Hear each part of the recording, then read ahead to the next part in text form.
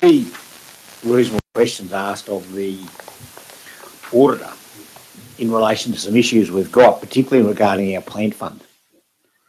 And, you know, it just says he answered various questions. Well, you know, we've got a plant fund that has gone from where it was to where it is today, and he didn't see it as an issue in auditing the accounts. I just personally tend to think those type of things should pend a further investigation, because we need to know where and why that fund is going so horribly wrong when it's always gone very positive for, particularly from our Gundagai Shire point of view. So that's just one example. But I mean, you know, later on here in the meeting comes up about the electricity costs for one of those for block of land we sold, and again at meetings back in May and June, that question as to whether there's any electricity costs being involved was raised, but you know, there's nothing mentioned about it in the minute. So I just think at times we're a little bit short in detail. It's very good to say, well, here's a motion, bang bang, but you know, there is some very, very good discussion by a lot of councillors who give time and effort to think these things through, and I think we should have a little bit more detail. Thank you. I 100% agree there, and especially when you get something like you were talking about. I've looked back, I can't even see where they said it was in that meeting anyway on the agenda. But if you look back and you know, they can say we passed the electricity or whatever, unless it's all put down, like I think they are too brief in detail, because you can be looking back for something very important where council is getting said that they passed it. But yes, it may have, but there might be two issues, but we may have passed one, but not the other. And I agree. I'm probably, and we harp on the bit, we just get a lot of detail in the old Gundagai minutes, and I agree. I do think they're short on detail, and especially if there's an issue raised later on that we want to go back to them, you know, feel that we didn't pass that or that wasn't part of the motion. I think the wording, a lot of it should be put down there. I know we can go back on live stream, but I think it's good if we can have it on the minutes too, because sometimes in case there's something wrong with the live streaming. What was it? I think Australia Day went well here. We were missing a couple of because Australia Day's missed in is noted in this in 8.1.5. Everything went off well. Next year, I mentioned to Phil, I think it'd be good if we could have a staff member assisting, like there's myself and Penny and Steve Maynard, who's now given up doing organising on the morning. So that was one thing. And just while we're on that, I'd like to pass a recommendation. We send a vote of thanks to the SES. They do a great job, not only at this event, day in, day out, because they had an accident on the Nengus Road, and I know Ross, they ring up, he wasn't there, and I was able to get in, and he'd organised some other public people to come and do it. So I'd just like to, if we can, someone like to move that way, vote of thanks. Thanks, David. Councillor Graham, second. Through the Mayor, I'd just like to add to that. In response to Ab's talk about the Australia Day, I'd like to thank Linda and the staff at Cootamundra. It ran extremely well. It was a pleasure to officiate on your behalf there. And I'd just like to commend the staff and Linda for the efficiency, how they organised it all. It really was easy. Made my job very easy. Thank you. Yes, and appreciate Linda. Charlie told me that over the week, and they did an excellent job. But like, it still went off very well here. But I'd like to think, anyway, we'll have a talk. But as we need someone to fill in for Steve, but he has, like a good man, retired, giving us someone that is interested in doing it. Any other questions on those minutes? Submit. So while you're talking about that, Mr. Mayor, could we send a letter of thanks to Steve Maynard? I thought I think certainly I meant that too. Sorry, David. That could go and Paul Braybrooks too. Did you want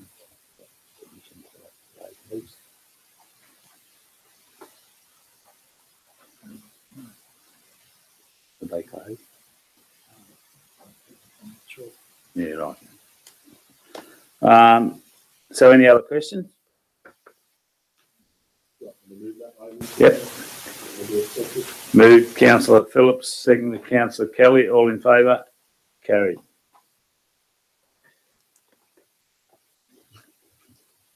Minutes of the extraordinary meeting.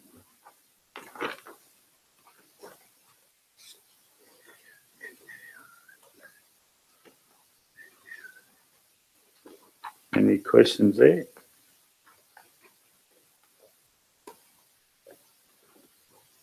I'm happy to move that one. Move Councillor Shane, seconded Councillor Graham. All in favour?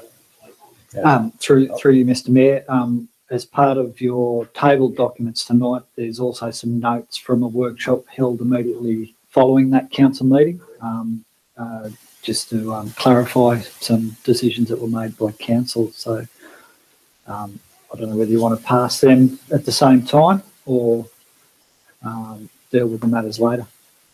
Well, we can pass them now. Speak about them now. Council. Yep. Would you like to second that? Yeah. Seconded. Move Councillor Graham, seconded Councillor Palmer. All in favour? Carried. Thank you. Mayoral minutes are the next thing. I'm not going to read them all out. You can all see there. Everyone's sort of done a fair share over the December, January period, which we once again appreciate and thank everyone. Excuse me, Mr. Mayor. Yes. There are some. All right, eh? Yep. Yep. 11th. Some errors, I presume. Pardon? Some errors. Some errors. Yeah. 11th of December. I also attended the Cootamundra Tourism Action Committee meeting. 12th of December, I did not attend the Volunteers of Bradman's Birthplace in Cootamundra Heritage Centre. This is December, 19th of December. Councillor Palmer was not at the King George Park Playground nor at the Palmer Park Playground. It on the it sounds petty, but like if these are a true and accurate record, I think they should be true and accurate. And then it was the 26th of January, Councillor Shan and I attended the Australia Day celebrations at Jubilee Park. Councillor Stewart and Kelly were not there. That's it. Thank you.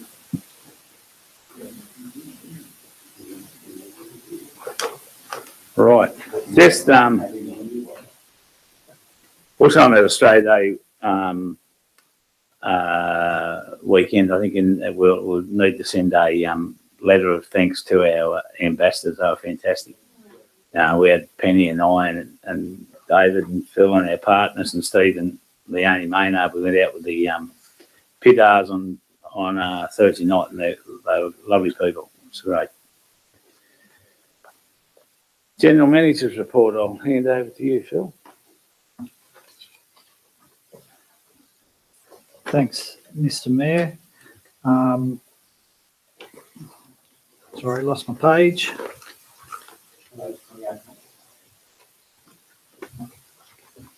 Gotcha. Gone too far. Sorry, I don't have a page 28. I've got the report on page 29. Yep. Okay, so the investment report is as of the 31st of December, and it's recommended to be received and noted. We're happy to take questions.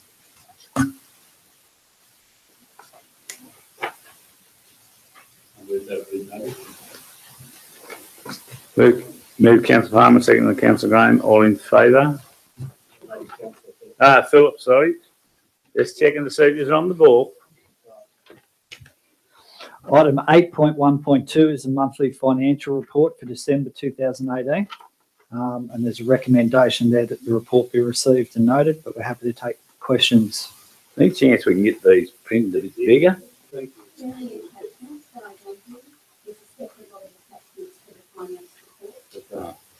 Oh, right, that's what I'm on saying. Thanks, man. Sorry about that. Oh, yeah, of course. In respect of that report, I think that was made regarding breakdown overdue. But basically, where I was coming from there was, yes, that information is important, but if look at a normal debtors, some of them go plus 90 days, 90 days, 60, 30. And I don't want names, but I'd like a breakdown of what is in the 90 plus, because maybe we should be starting to think about whether we should be taking another step. This is only still no one like that. I don't get too on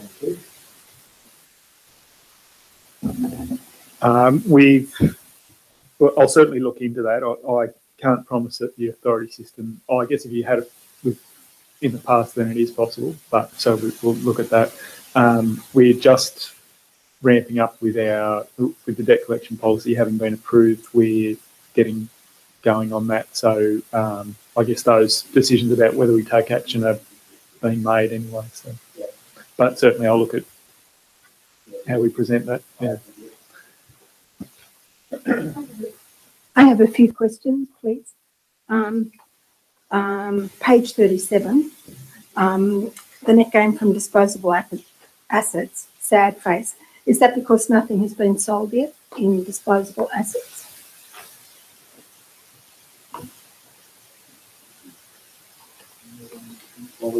Yeah, we have sold assets. Yeah, so it's year to date. Last financial year. Yep. So we haven't, no? I will check that because I know we have traded in items of plant, but oh no, that's separately. No, then I think that probably would be right that we haven't sold anything. Yeah. Okay. Next question. This is other expenses. Seeing that a number of items in this category are paid annually in a single lump sum. These include insurances and the regional library membership, 192,000. That's a lot of money. I mean, I don't begrudge it. That's a lot of money, yeah? Yeah, I think that's a standard And fee. it's standard? Yeah. Okay, and then it's got this. It appears under library and development and community services. The next page. So library annual payment to the Riverina Library is made. So is that figure in there twice? No, the next page is just a summary by business unit. Okay. So it's the same information, just presented a bit differently. Yeah. Okay, thank you. Picking up on that about before was under executive office. The actual was 780, budget was 214, was at 565 million. The sugar from the treat saying misallocation of legal expenses and wages budget to be corrected, but it doesn't ever seem to be corrected. I've addressed that in the past in the actual report. I've actually taken it out this month, but we'd like to. There's lots of corrections that need to be made that are related to the configuration of our new authority system, and we don't want to be doing them bits and pieces. We want to correct them properly because they're not necessarily just a simple error. They might be something to do with the setup of the system that's causing problems. So apologies that they keep appearing, and we did plan to have addressed them by now, but we want to do it properly. But just one item that concerns me a bit. We've got the comment back there on the consolidated page. Expenditure impacted by termination payments of $250,000 almost. It's quite a lot. Have we lost that many staff?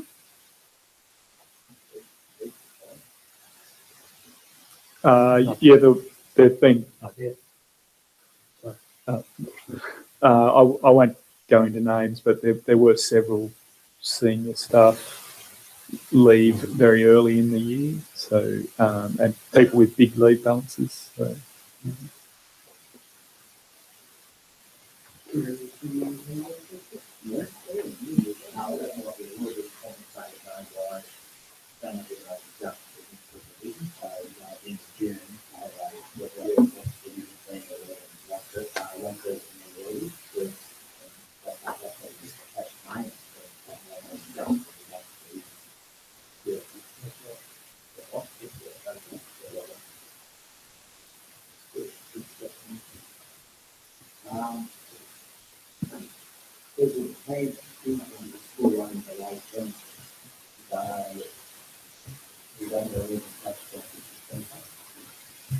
So that's being addressed at the moment. I've got Steve Malloy working on that. And so he's looking at trends for this year and putting measures in place. So I hope to have a report up to council probably in February, which addresses that. At the moment, we're tracking towards planned income of about $2.8 million, and we're about 1.4 at the moment, which is higher than what it was last year, but still probably not as high as what we would expect it to be.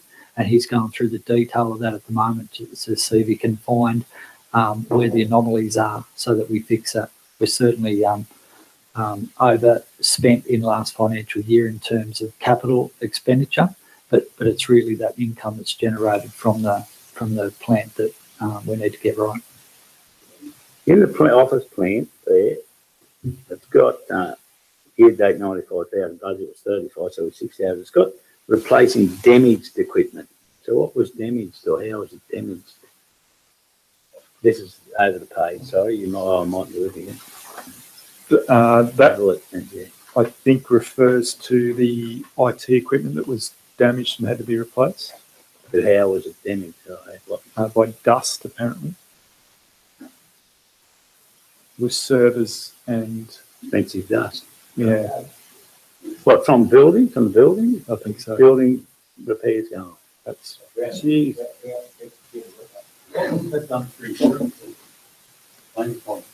I'm not too sure of those arrangements, but we can. Good to check it out. Yeah.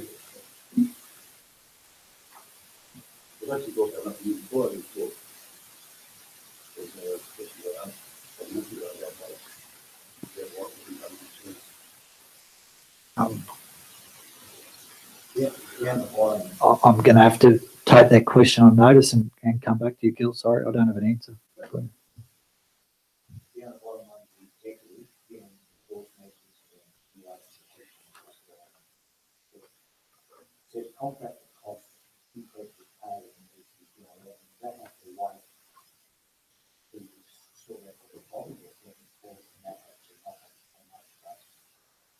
There'd be a few little matters like that could be adjusted. So if we can't get the whole job done soon, we'll look at doing those little adjustments that were errors. Yeah. Yeah. Sure.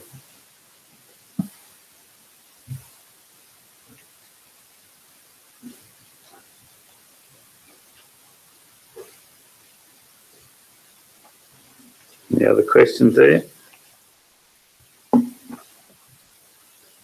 I just got one concern is we were one of those workshops we had. David, hit your mic, please. I've got one that doesn't relate to this report here, but it's in finance, and I was of the understanding that on a monthly basis we were going to be given a spreadsheet which listed out the $52 million worth of projects that we went through and how the expenditure had been allocated to those projects, so that we could, basically, because it does dogtail back to this if you try and work it. So I'm just wondering if for the February meeting we could have that, please. Yeah, absolutely. The council meeting that we discussed it in was the councillors wanted it quarterly, and that's why it didn't make this cut. But I'm happy to bring up monthly. All right, well, I'm wrong. I thought we were going to have monthly. Sorry. It can happen either way. I'm happy to give a monthly report on the update of our projects. Yeah, well, at this stage, I believe monthly should, because there's so much happening. I think it should have a monthly. Yep, noted. Thank you. We'll get that into the next business paper and subsequent ones.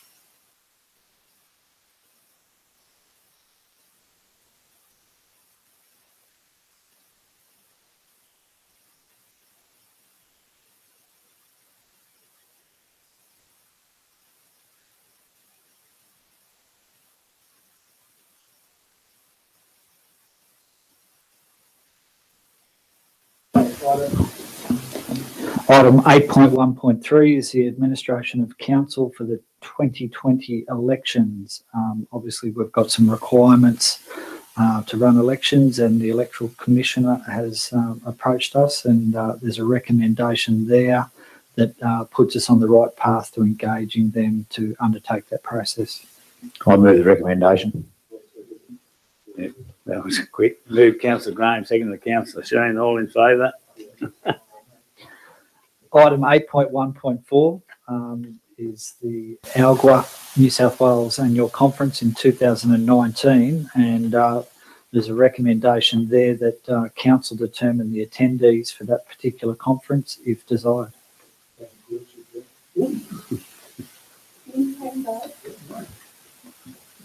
Could I just say that I'm a little bit surprised that accommodation, travel and other related expenses is $2,500 per attendee.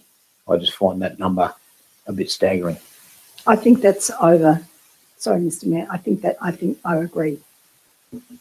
Councillor Graham, yes, it wouldn't be that much. And I don't want to come across as a Grinch, but really when you add up the amount of times in actual conferences, is there really value for money in it? Instead of painting by the river or doing archery or shopping, and a couple of hours wasted on voting for conference locations, I just really don't. If you add up how many hours are actually spent in a conference, a lot of money for about 2 hours a day. But I'm not against it. I'm all for the ladies to go. I'm just saying, for me, I find it hard to find value for money in it. Painting by the river. Yep. You spend 2 hours voting for conferences for location for the 2021 conference. Then you have lunch, then you have retail therapy or archery. Sorry, through the Mayor, just a comment. ALGWA and their association supported this town pretty heavily last year by bringing the whole conference to the town, and I think it'd be good form for at least us to be represented at that, despite the cost. I've got no problem with it. I just said, for me, it just seems like a lot of expense for the amount of hours actually gained in a conference. And I'm all for women in council, don't get me wrong, and networking. It's just that you add up the day, it just seems to be pretty spread out. I agree that we should be attending. I think Councillor Nicholson and I were both there last year. I spoke at the conference. I think that Councillor Nicholson would agree with me that it was an invaluable experience for us. We learnt so many things, both from the presentations and from the informal networking. I think, Mr. Mayor, you having attended the dinner would see what a good calibre of women were at the conference and how, how valuable it is. So I would like to put forward that both Councillor Nicholson and I attend that conference. I think because you're both heavily involved in it last year, if you both have the time to go this year, you both should go. Someone like to move that way, move Councillor Bowden, second Councillor Kelly, Councillor Bowden and Nicholson attend the conference. They were actually good people, though. All in favour? Wendy and from Liverpool, they're good. They're nice people too. Yeah. Mr. Mayor, can I just say at this stage too that maybe Councillor Nicholson and I could look at accommodation and talk about transport to, have it nowhere near that cost, because I think that is really steep. We'll see if you want to look at that. Okay, that'll be good. Thank you. Item 8.1.5 is the Gundagai Seniors Festival. You've been presented an email from the organiser there, and the request is for a donation of $1,860. It's $2,100 actually with meal for the band. Mate, she sent a late thing at the time. Oh, sorry. Late report where they're requesting. That only came to $2,100. $2,100 because they've got to feed the band.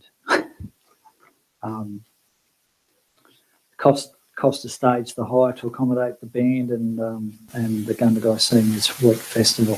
Mr. Mayor, could I ask where the stage is going to be hired from? I'm not sure. I don't know. Sorry, Councillor. I don't know if the Arts Centre's got one, but there's Wattle Hire in town. Like if it's being used locally, that would be good. If it's a local hiring place. I got no problem. As a question could certainly be asked of them. I was only going to add possibly, obviously it's something that's used at least annually, and I'm sure if we owned one, it might be used more often.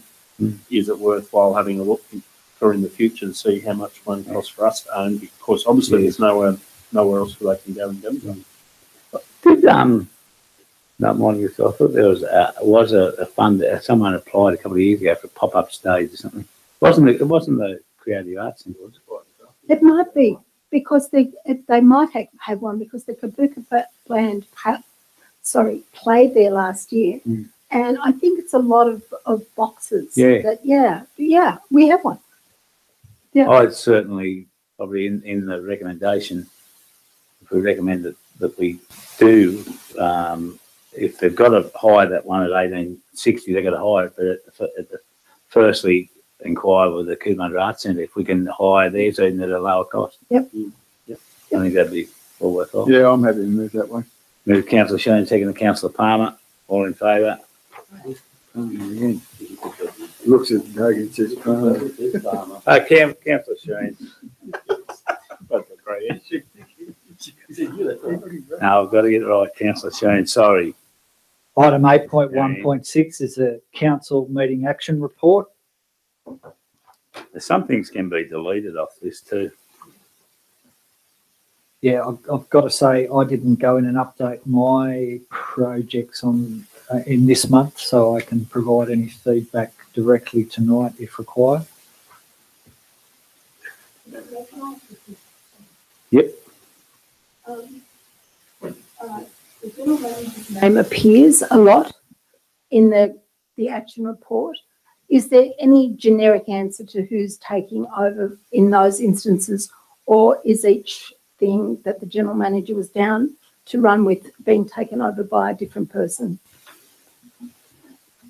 The job, I guess, is stuck with me at the moment, so I have to curtail any of the work that Alan was doing, and I might sub-delegate some of it to others, but I've got to take care and courage of whatever he had in front of him.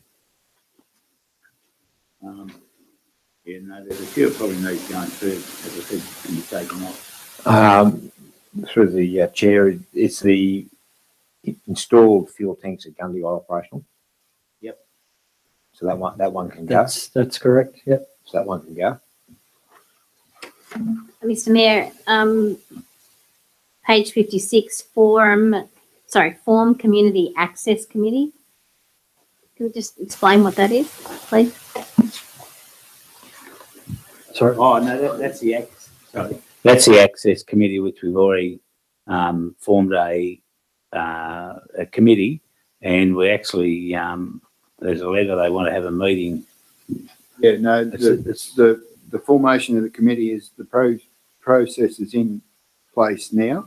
Applications are being called for representation to that committee. Miriam's looking after that part of it. I think the applications close 16th of this month, February. So our February meeting, we should have a report where we can actually put that community access committee into place. It's actually a statutory thing that should have been done within the first 12 months of council. So it's basic disabled access and all that. Mr. Mayor, a question about the land transfer of inland aircraft fuel depot. Phil, can you say where that's up to, please? That seems to be in the pipeline for a long time now. That's up the top of page 56. Yeah. Yeah. Miriam Crane is looking after that particular project and sent me an email update about it the other day, but I haven't had the time to digest it, so I don't propose to understand all about the project, but I'm happy to forward that information on to all councillors so you can sort of see the progress that's been made. Is there any detail? Turners Lane's there on a couple of times that we need to know anything about there. Or it's up to Turners Lane. So detailed design is being prepared by MJM out of Wagga to service the land. Contracts for the sale of lands to tyre shredding Rubberman is being sent to his solicitors for final review before we execute. The Yeah, I think we're up to date with everything that needed to happen. That's this one. Play centre here, do you know any more? No further feedback from our consultant, but I'm hoping to get something to the next council meeting on it. Through the Mayor, if I may, the Adjunbilly Waste Transfer Station, is any further development there? That's been on the cards for a long time. So the complete review of the waste strategy is going to be delivered after the site investigations by the consultants that have been charged with delivering information about waste and what council might like to consider for its strategy will be reported at the February 4th meeting. So assuming that they've done a review on appropriate sites or whether it's viable, not viable, we'll be able to make some decisions following that. So there's something like that page 59, the last 4 there can basically all been done, just make it shorter. Mr. Mayor, going back to page 58, Yep. do we know how many expressions of interest there have been for the dog on the tucker box? They were closing on the 7th of December. Yeah, so council received 2 applicants, which it decided at the last council meeting to progress to a formal presentation from both those parties, and that'll happen on the 12th of February at a workshop. The info on that, yeah, on that. Mr. Mayor, to that, with regards to the signage at the dog and the tucker box, so that it's noted as deferred. So that will. The signage, as I'm aware, has already been ordered and is under construction. Is that right? I'm looking down at the back of the room to Manager Miriam.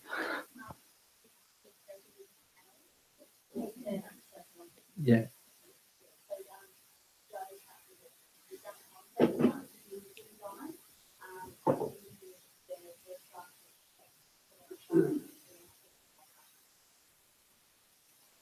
So we've got a proposal that'll come back to council.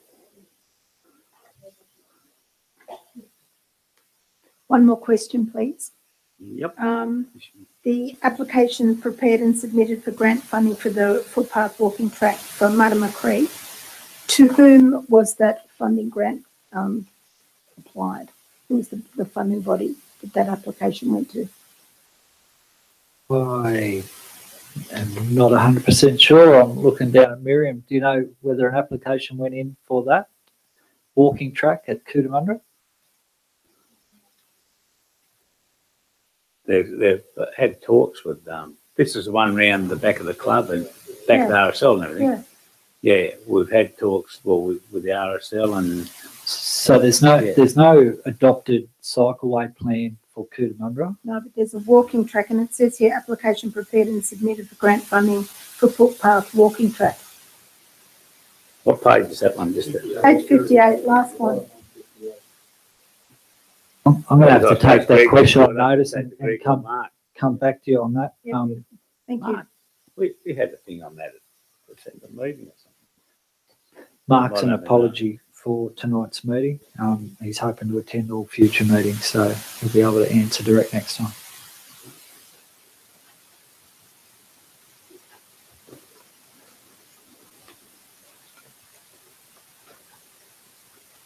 I think it's only to investigate. I don't think they've applied. Through the Mayor, if I may.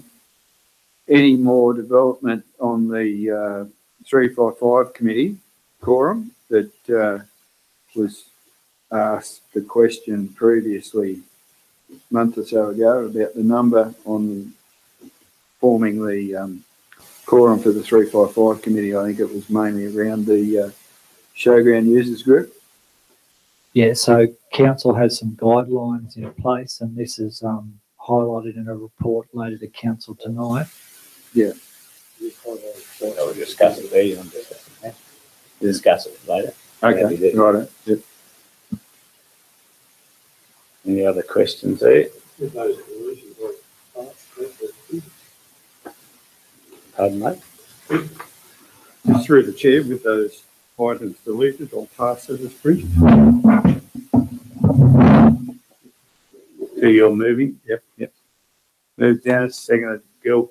Councillor Kelly, all in favour? Carried. Item 8.1.7 is a report prepared by Councillor Sheen following attendance at the National Local Roads and Transport Congress. It's recommended to be received and noted, but Councillor Sheen might like to talk to any element.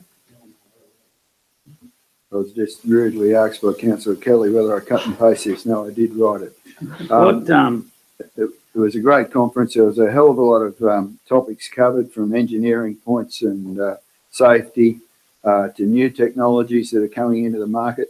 And believe me, from what I'm hearing and what I'm hearing in the public media, that electric cars aren't very far away in the near future.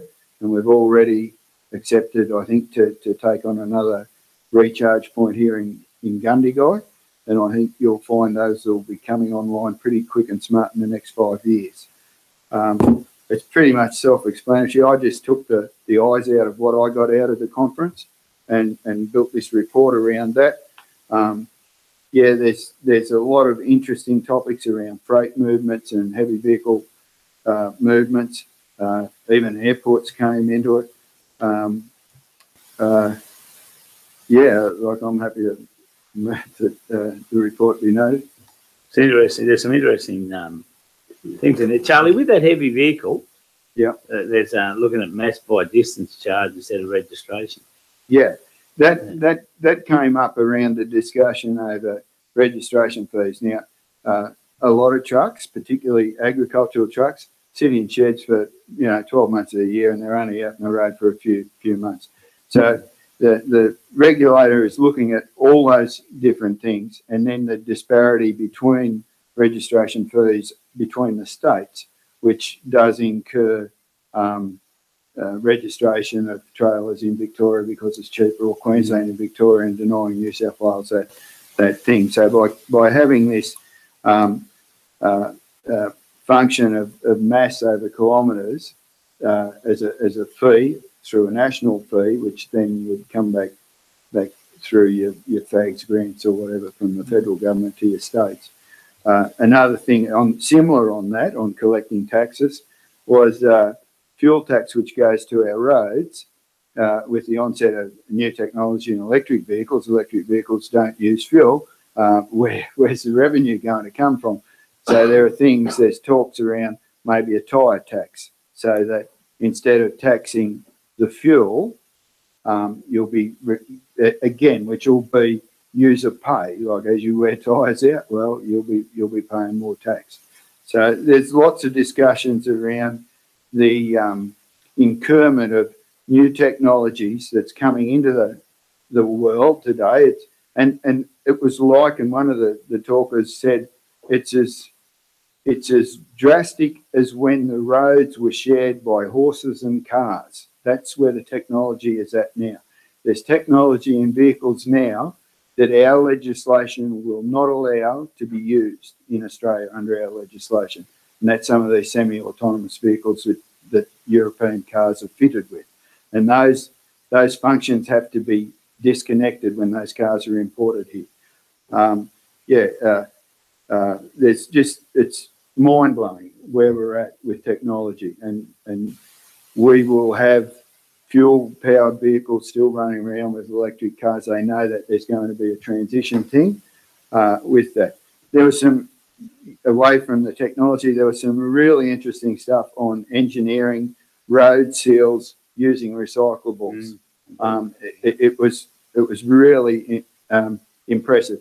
The questions were asked about performance, and actually road seals that use soft plastics, and Downer was talking about that the soft plastics have to melt below 75 degrees Celsius to be used in it.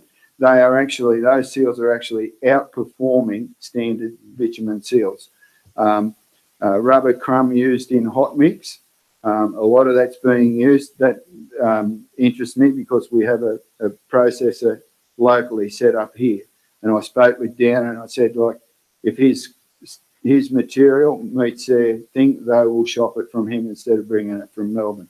And again, the cost was asked, about using recyclables, how much more expensive is it than using the raw product? And the difference was only 2% extra. But the saving was in you've saved yourself the cost of disposing of waste, which is massive, and the 2% sort of just didn't come. So I think there was some absolutely great stuff. It was a fantastic conference. I got a lot of tyres too, isn't it? 60 million tyres. Yeah, a lot of tyres.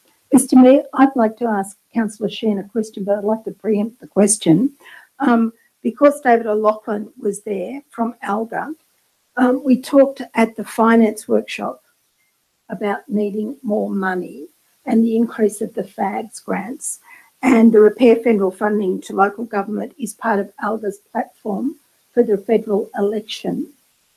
And I would like you, Mr. Mayor, to take it to REROC, that perhaps REROC could write to both the Coalition and the Labor Party to ask what their policy is on FAGS funding, and that we as a council do the same thing, just so that we are proactive in seeking an increase in that funding. Certainly bring that. They are doing a lot of that. Could even be one of them.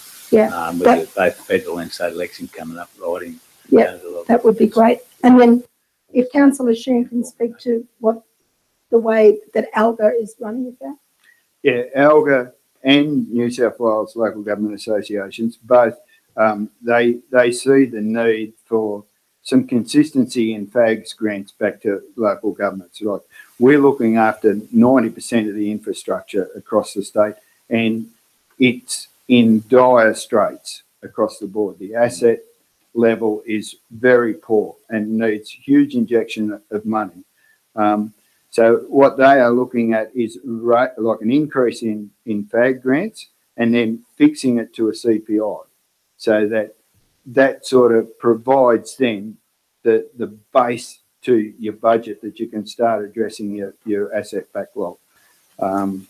That's pretty much where they are, and they're lobbying both federally and state strongly.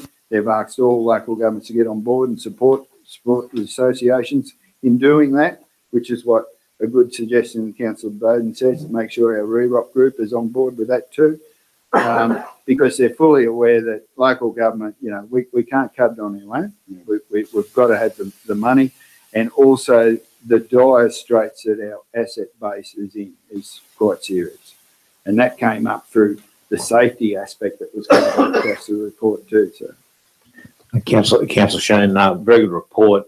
But in relation to FAGs and this and that and the funding, as I've touched on before, there was the Barnett report in '73 for the Whitlam government for 2% of gross taxation, and until either political party addresses that issue, we're never ever going to get in front. We're back to under 0.5%, right? So we're back at a quarter of what was recommended in 1973. No wonder in trouble. Exactly. Someone like to move that report? Move Councillor Kelly, second Councillor Bowden. All in favour? Item 8.1.8 is a Section 355 Committee Membership Report. The recommendation is that the office bearers and membership of the following 355 committees, as detailed in the report, be endorsed. So you've got 4 specific committees, being the Cootamundra Creative Arts and Cultural Centre Committee, the Gundagai Tourism Action Committee, and the Cootamundra Heritage Centre Management Committee, and the Muddamar Hall Management Committee. Mr. Mayor, I've had had long conversations today with Teresa Breslin, Evan Hutchings, Rosie Fowler-Sullivan. The list of names for the Cootamundra, the Arts Centre, are incorrect. They were based on old documentation, and it was hoped that a new list of names would reach the meeting tonight, but it hasn't. So could we please defer the Cootamundra Creative Arts and Cultural Centre endorsement of those office bearers and committee until the correct names come forward? Thank you.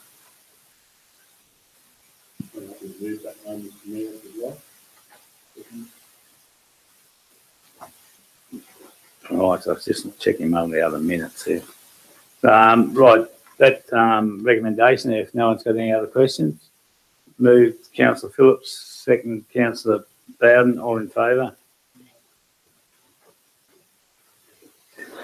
Item 8.1.9 is the Cootamundra Showground Users Group Section 355 Committee Membership and Delegates.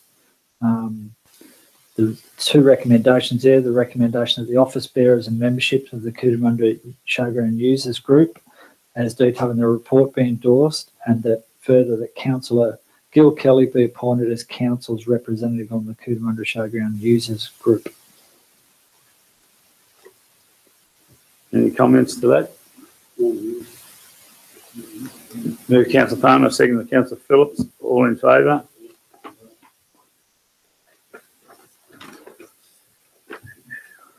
Item 8.1.10, Cootamundra Tourism Action Group Committee Membership.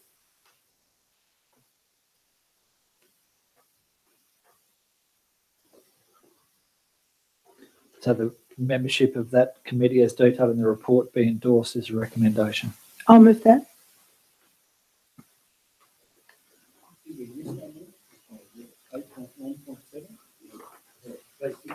Yeah, I was going to say, it's got me, yeah.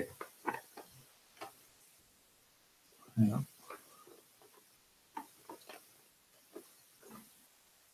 Page 69, mate.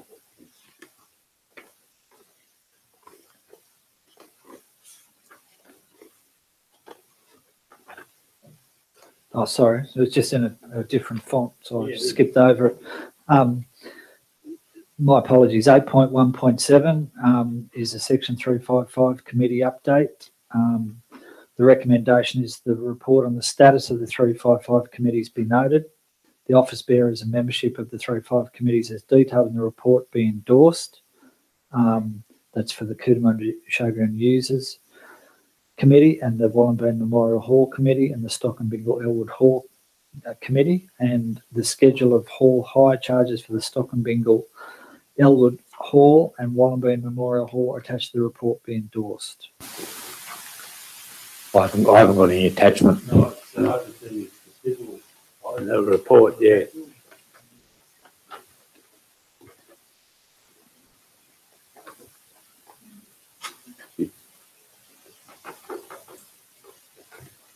Through Mr. Mick, can we defer those until we get the schedule of hall charges and all the attachments? Yeah, I've got no problem. So you wanted to recommend that, I don't want to be moving. yeah, recommendation stand aside. So if we're right here, this 8.1.7 that you see on page 69 is actually an attachment for the report item 8.1.9. And if you follow my logic, I haven't got 8.1.9. I've got 8.1.10. 8.1.9 is on page 67. The recommendations. Yeah, right. I probably would agree with Councillor Kelly. We should defer it and bring it back to the next meeting. I don't think there's any urgency on. Well, we can move 1 and 2 and just leave 3 out till next week. I'm just wondering whether that's come in from left field, because if you look at the top of the ordinary council meeting agenda, 31st July 18. Which one's that date? Oh, yeah, I see. Page 69 up the top. So I just wonder whether we've dealt with them in the July meeting and that's just come in from left field. Yeah, I think defer. It's no major issue. You want to defer it? Yeah, I'm just 8.1.9. To what?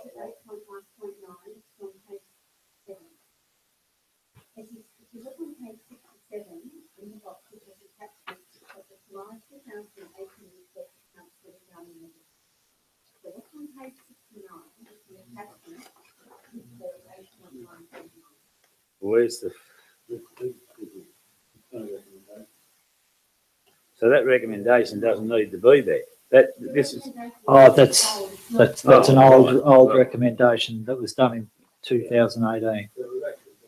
Yeah. So we've just Still confirmed we've done confused. 8.1.9. Yeah. So 8.1.10. I'm happy to move that.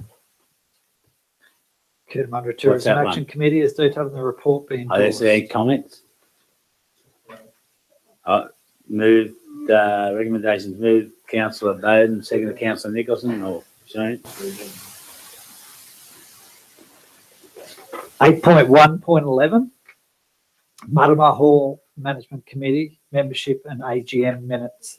The recommendation that the minutes of the Marama Hall Management Committee AGM held on the 28th of November 2018 be received and noted, and that the membership of the Marama Hall Committee, comprising 5 existing members and 6 new members, as detailed in the report, be endorsed. Through you, Mr. Mayor, is there any chance for future meetings, can we actually move all these as a whole, unless there's any issues, and then we can bring them up the individual committees? Because we seem to be doing each one individually.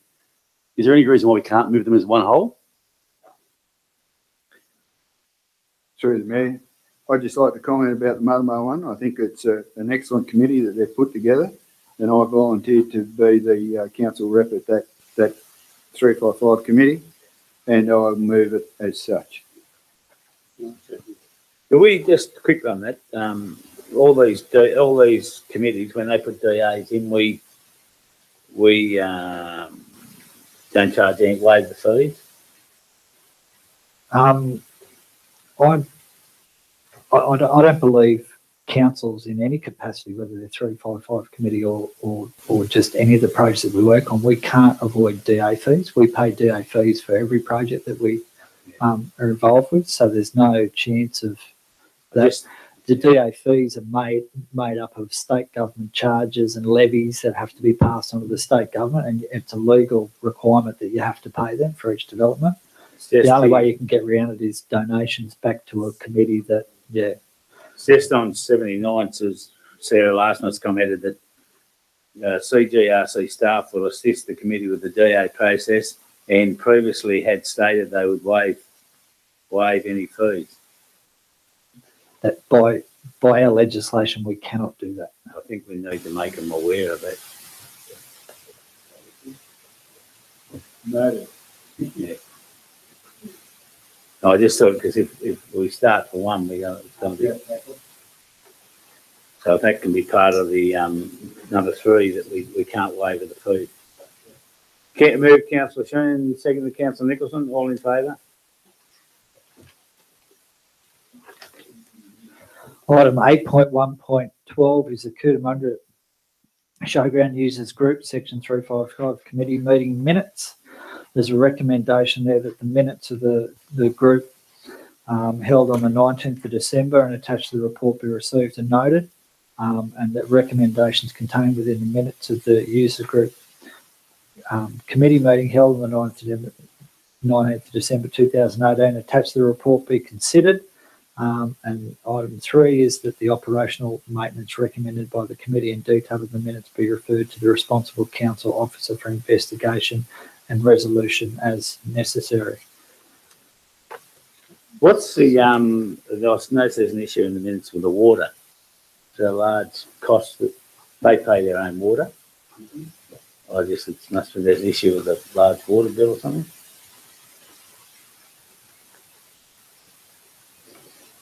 Council are looking into the huge water bill. I'm just wondering what that was. In case there's an issue there was. I'm not sure whether Councillor Phillips can let us know whether he knows of any particular arrangement with that group and water.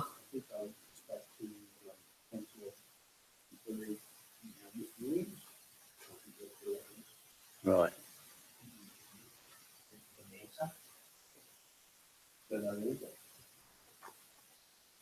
I was just wondering what the huge bill is in case there is an issue with the water or pipe busting. I'm Anyway, that can be I can noted. certainly follow up that issue. Yeah.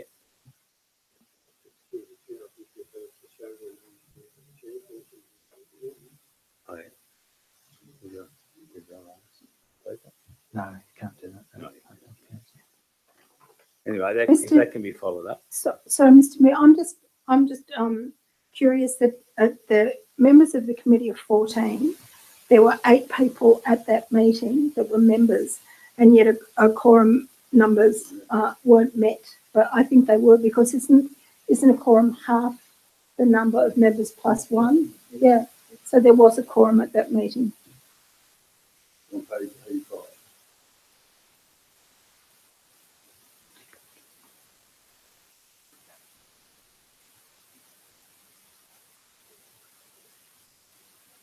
Mr. Mayor, I'm not aware if the other councillors got a letter of complaint against procedure not being followed at this 355 committee, but I did, and I read it, and it came from members of the Harness Club, and they certainly had their grievances about the decorum and protocol and failure to follow procedure of this S55 committee, 355 committee. So I just wondered if the other councillors also received that. I received the letter and followed it through, and our staff member, Ewan Hutchings, was going to follow up from there. Evan Hutchings, I think.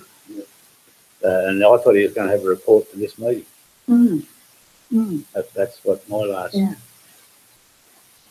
Through the mayor, like this is a very important committee. You know, the showground users involves quite a lot of clubs, and it has to be a functional body. We can't have an organisation which covers riding for the disabled, Harness Club, Agriculture Society, and there's quite a few others there in it, and not be a functional group.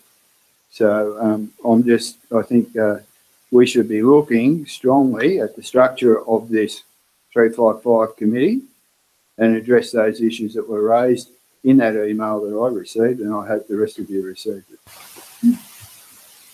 I certainly received it, and I followed through. And last time, councillor, we really need a report from Evan Hutchins, I think.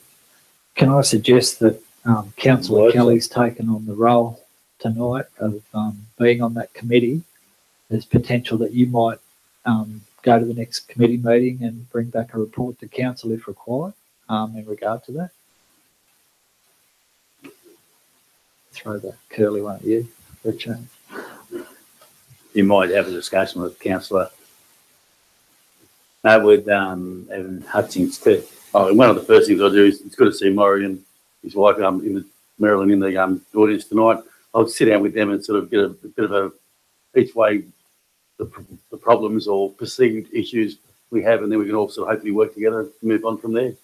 So that'll be one of my first things, is to sit down with all parties and see what the actual problems are. Okay.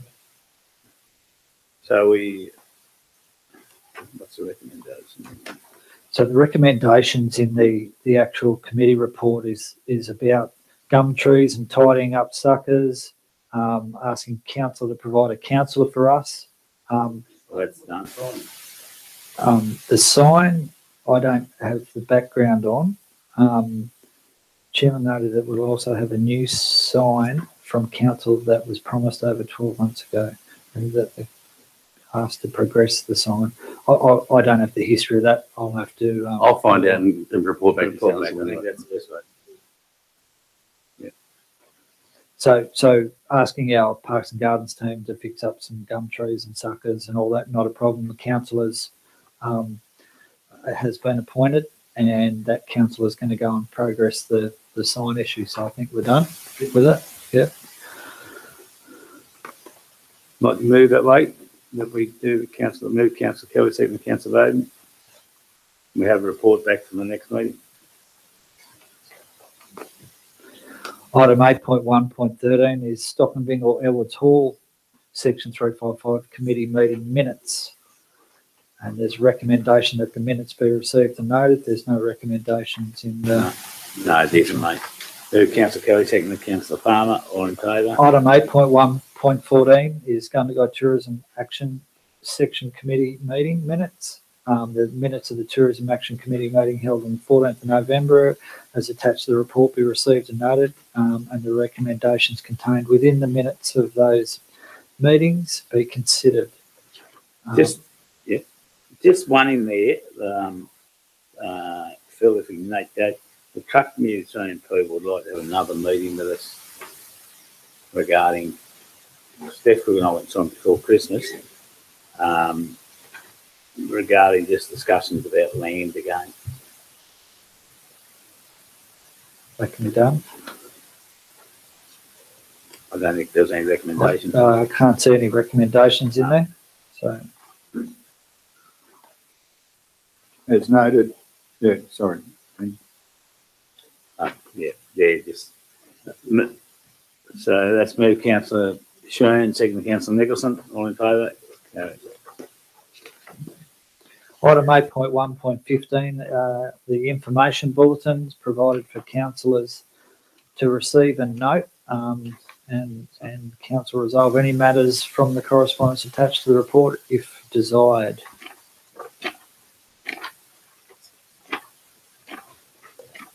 So, I just don't think that anything I'd ask them then. That Cootamundra, mate, that's just good. That's a map showing current status.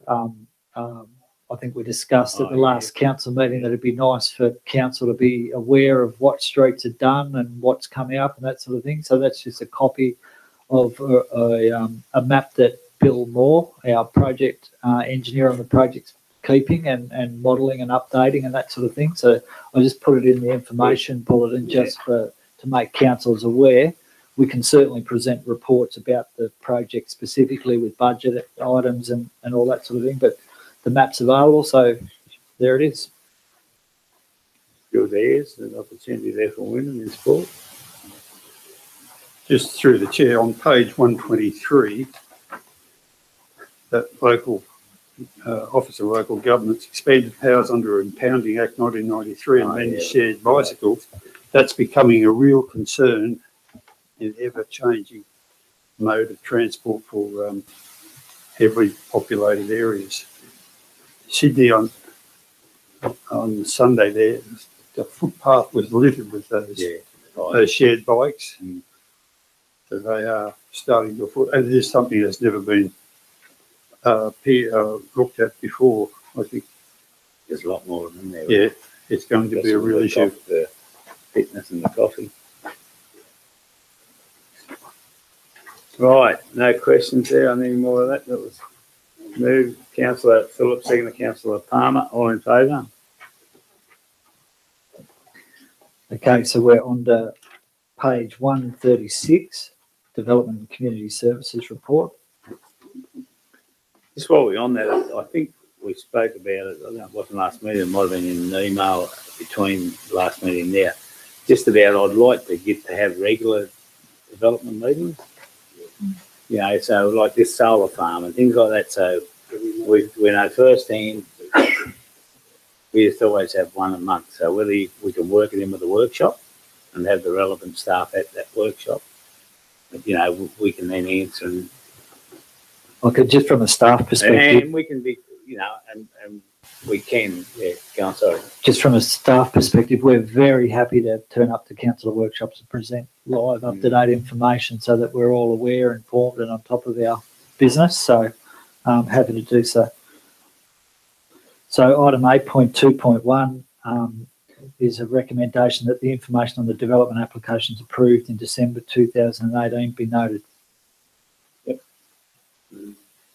Move Councillor Shane, second Councillor Palmer.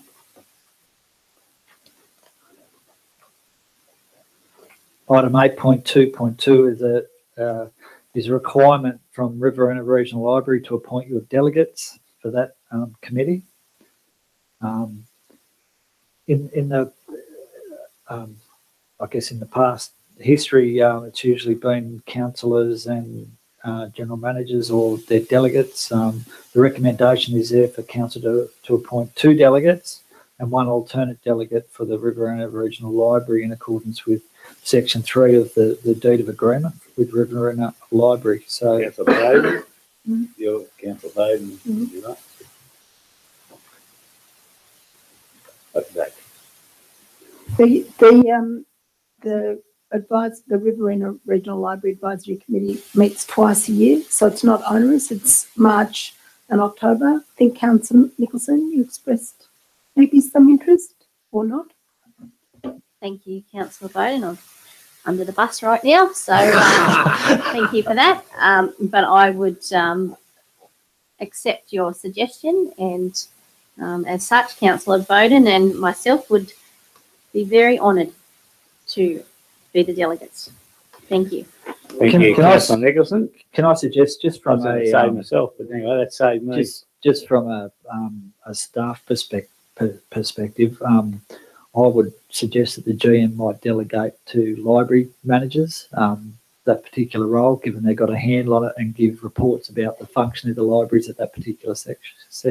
Apparently, Phil, that Robert Pennyhouse was one of the delegates, and there was correspondence from Robert, I can't remember his name, Knight, saying that that was no longer appropriate. So Marianne knows the details. The library managers were appointed as an interim delegate under administration.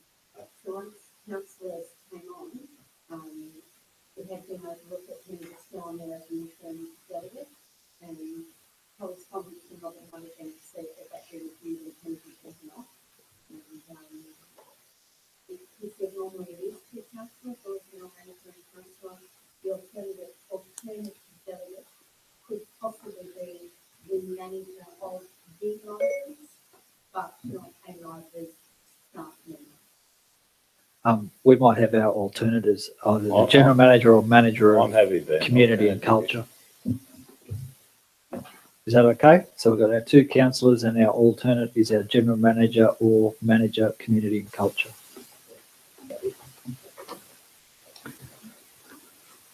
Right, let's move. Councillor Nicholson, second Councillor Bowden, all in favour. Item 8.3.1 is out of the Operations Directorate, the Waterways Works Management. So a lot of work was undertaken in regard to getting ourselves organised to do work around creek environments, in particular Muttama Creek presented a problem.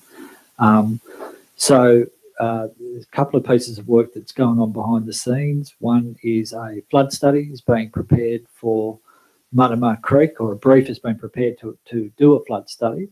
And that will give us actual flood modelling, which will look at the extent of the flood problems and then allow us to start moving into the next phase of the floodplain management policy in New South Wales to look at flood risk prevention measures, and then have those eventually funded. But we've got to go through a process, and without having an up-to-date flood study, we can't go much further with that. So that's in-house and funded from part of our merger monies, the $1 million for the storm water mitigation. We allocated 100,000 of that to undertake that piece of work. And the other piece of work that's been undertaken is a review of the legislative requirements that affect what we can and can't do within waterways. So this document that's been prepared by Stocks Consulting is really a guideline for council to utilise for its community and its officers in what we can and can't do that's appropriate and inappropriate within the waterway. Certainly there's two pieces of legislation that really need to, which guide what you can and can't do within the environment, and that's the Water Management Act, under which councils have some delegation to undertake works in a waterway without going and getting permit, but it has to be done in accordance with best practice and that sort of thing. And there's also the other piece of legislation, the Fisheries Management Act. Now, the Fisheries Management Act, you cannot do anything in a waterway without going and getting approval via a permit off the Fisheries Department. That's mandatory. So there are a couple of important points which I guess are highlighted in the consultant's documentation, and certainly if you're talking about doing works within the Muttama Creek area, it's a category stream. It's not under a waterway is not under the care and control of council. It's actually under the care and control of those state government authorities. However, we're able to do work, but only under certain permit conditions. So this is trying to look at the maze of legislation that's in front of us and make it clear for our community and our workers to guide us through that process. So it's recommended that you adopt it as a reference document, I guess, for council.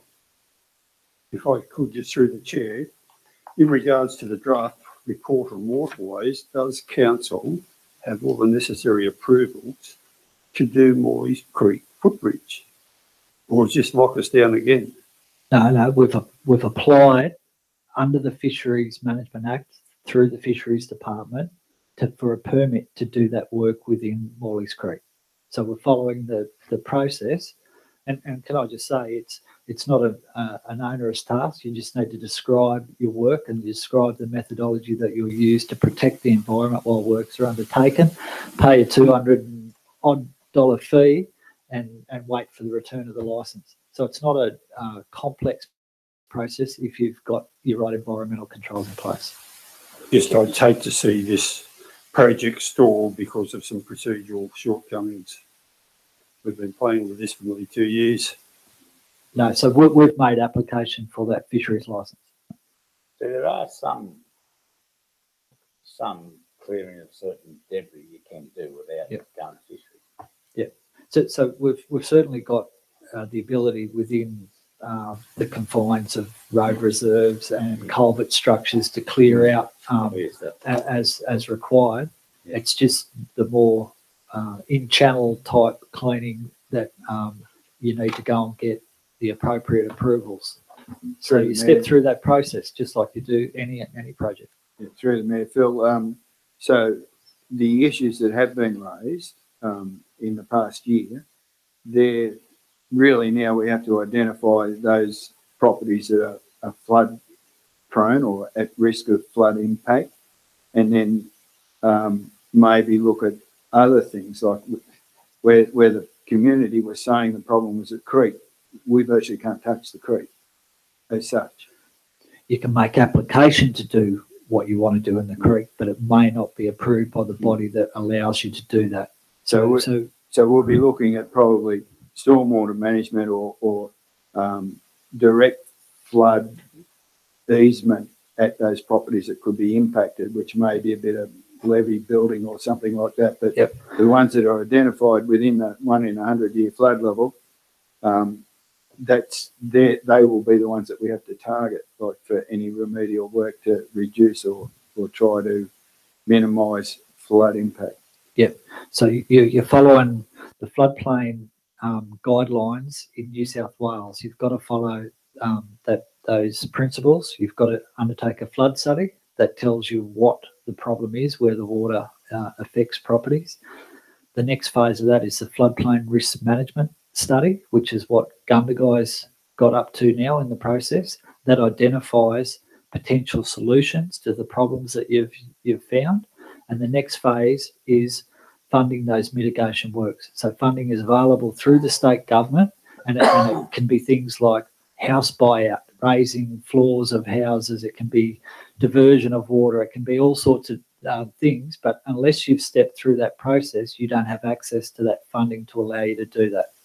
Yeah, so for our community right now, given the better understanding of the legislation, there is no quick fix. So I thought that study, after we met with them last year, I thought that study was going to give us some problem fixes of Mother Mother. It's more on the whole. Yes, basically. Google search. Yes. How much would that cost? About $10,000. Mr. Mayor, may I just mention thank you to the General Manager for explaining the importance of this management plan. Clearly an invaluable tool, but I'd like to draw your attention to page 31 when it mentions fish, prawn, oyster farms, jetties, marinas, seawalls, seaweeds, seagrasses. It's clearly very non-specific to our area. Aside from on page 12, there's a Cootamundra-Gundagai map. So my question is, are you satisfied that this sufficiently encompasses and caters for our area and we are not put into a box. Like I said, Penny, it's a Google search company place. Exactly with the pictures of the people who've done it, their logo and top and bottom.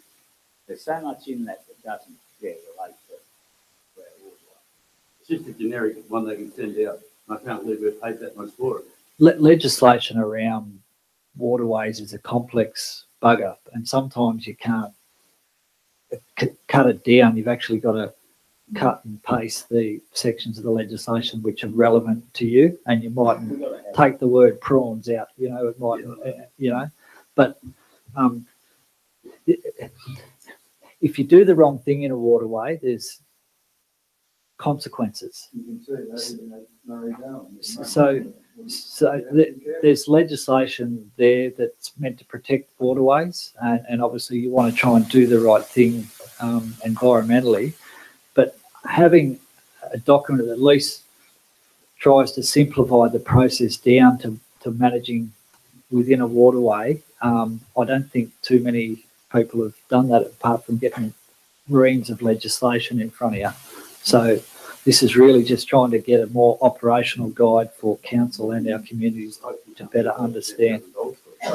Could I just raise a point? One of the recommendations in that report is to implement an education strategy for council staff and the public on waterway works and management of waterways. I was beginning to read it so frustrated that none of the acronyms and the initials actually had what they stood for. For example, ESC, which came up, escape. I found out there was a geographic information system, GIS.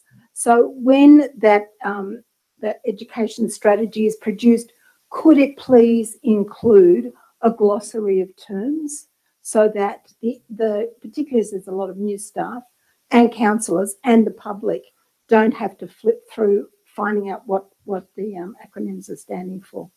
Thank you. The report cost 10,000.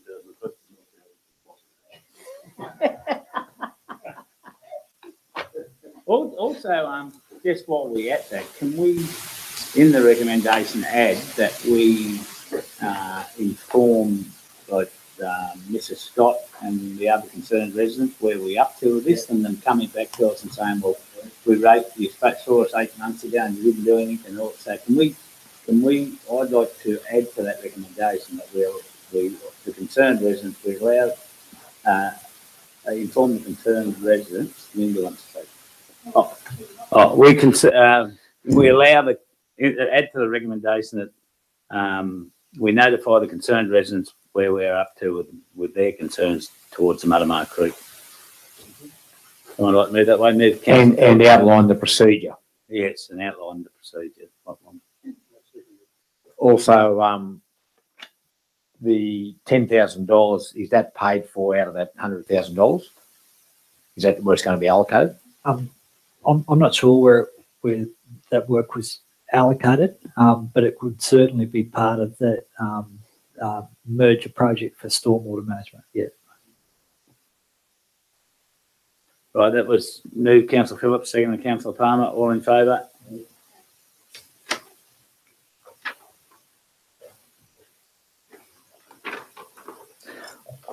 Item 8.3.2 is a report on the Yass Road electrical upgrade in association with the Southwest Fuels development. This is notifying you of an issue that has occurred where the cost estimated early on in regard to the supply of power for that particular lot wasn't approved by Essential Energy, and a different path to achieve their approval was undertaken, and the cost blowout has gone from 60 to 204. I actually thought it was 270,000, but I believe it's 270 from what I've read. 270,000, and I wanted councillors to be made aware of it. So Bill's put a short report to put you on notice of where we're up to with budgets overall and that particular cost for the power upgrade. I might be wrong, but we might have a budget there we said of 800,000. But correct me if I'm wrong, But to me, that 800 was 1,000 was for roadworks because we thought we could be up there. I'm several times asked a question that we weren't paying electricity for the development.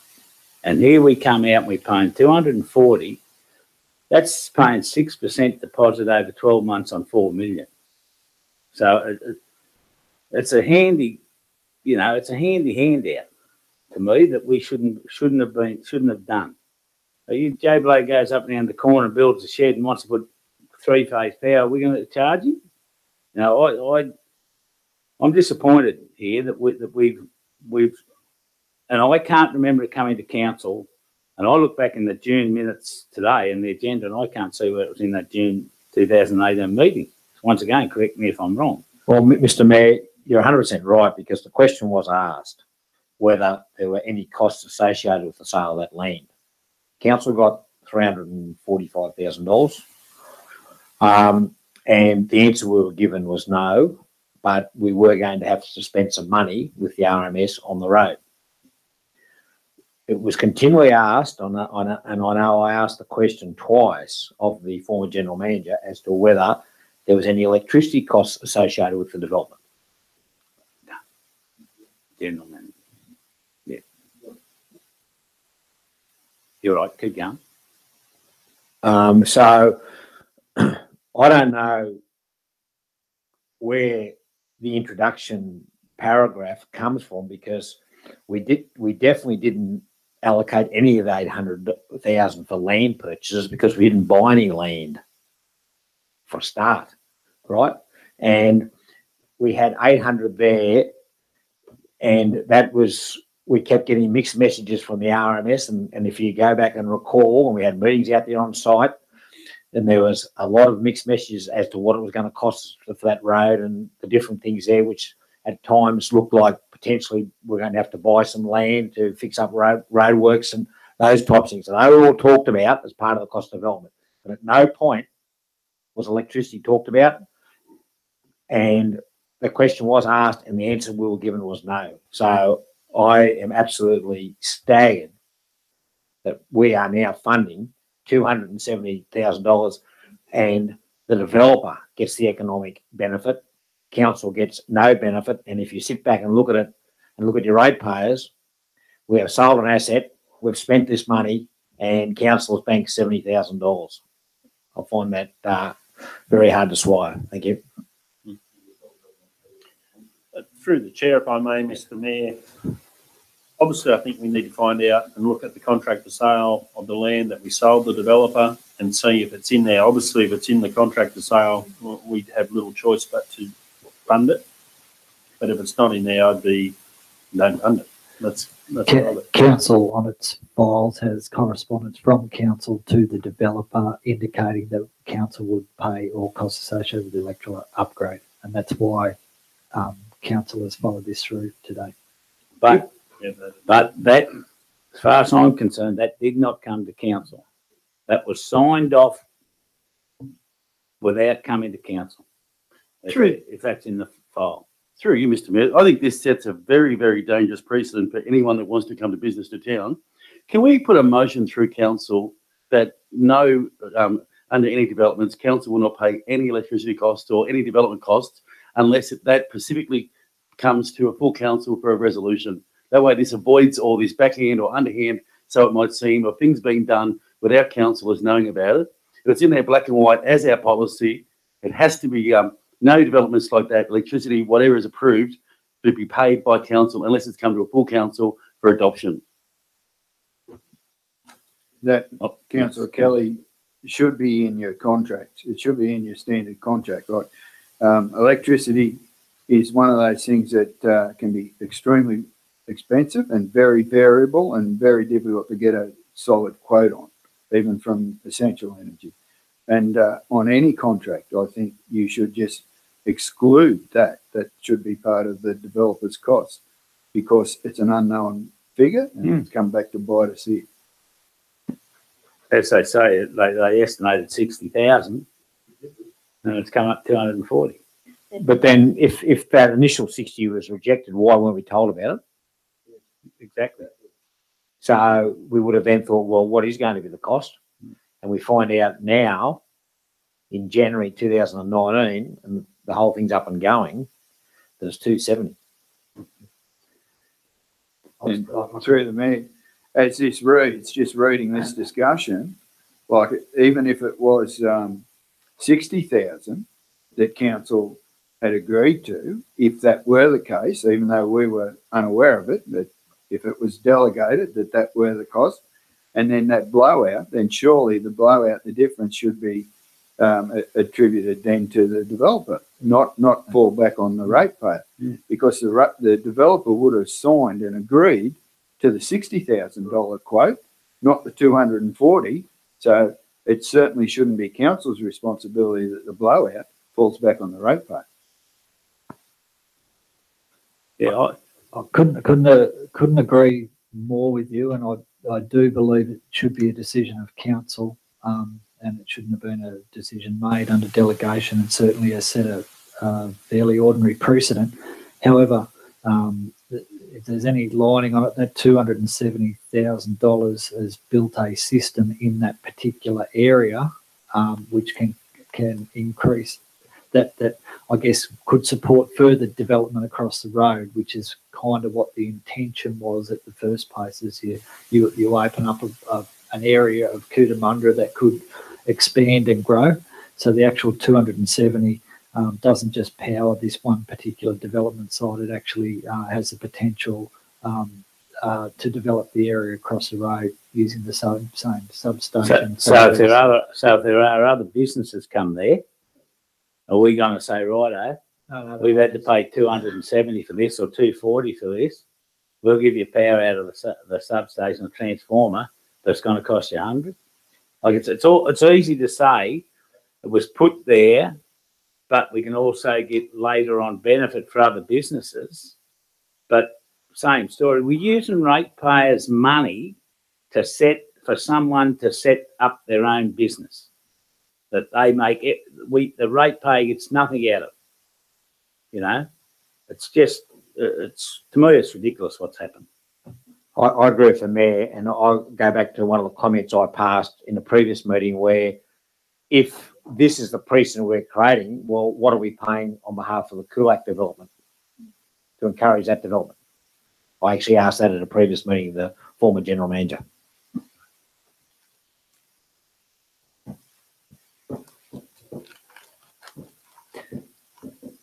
Take on board all your comments. I don't disagree with you.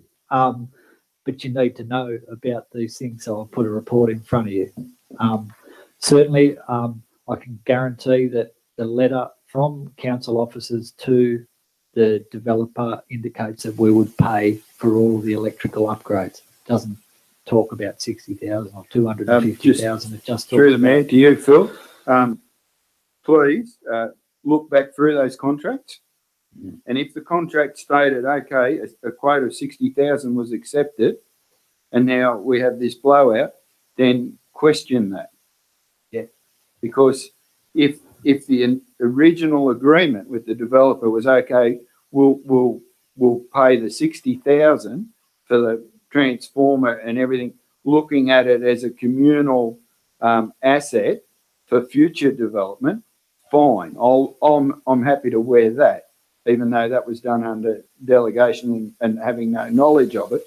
But the blowout should not fall back on ratepayers. If the developer was aware that council were prepared to contribute 60, then tough. He's going to have to wear the 210.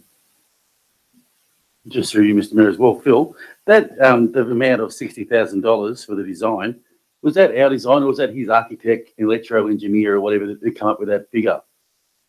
No, council engaged a company to do the electrical design and submit for approvals through Essential Energy. Has it been completed, the works? It hasn't been hooked up, but the on-site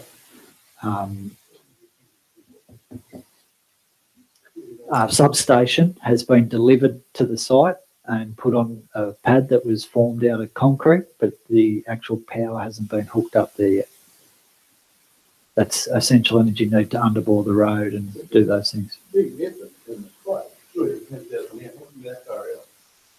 Now, the costs associated with the it's contestable work, so you get contestable quotes for it. We'll go out and get contestable quotes, but the company that was targeted with doing the original design came up with a proposal for 60 to put a pole on the other side of the road, transformer, and then hook it across the road. Essential Energy rejected that design, so they come up with a new design to underbore and put a substation on a pad mount on the side of the road that South West Fuels operates from. And the cost difference between that technology and that technology was the difference in that price. That's the 60, that's the 240, is there any way we look at like the 120 with the wire across the road? Essential Energy's only going to approve that particular type, and the substation associated with that particular site has been ordered. It came out of overseas or whatever. It's been delivered to the site where you can't backtrack. This goes back to, I think, and this is none of this has got anything to do or held against you at all, Phil. This has happened way before. This is where we need these development meetings, so we can have where you sit down there when we used to have them, the folder would open, and you'd see everything, and you were told about everything that was in any of these developments, and we have got nothing to do with any major development basically since we've been sitting in this chair. And you say, well, what am I doing here? I can be at work doing plenty of other things, and that's why we need to have those development meetings as soon as they hit the table, anything like this, and we have full track of them as councillors all the way through.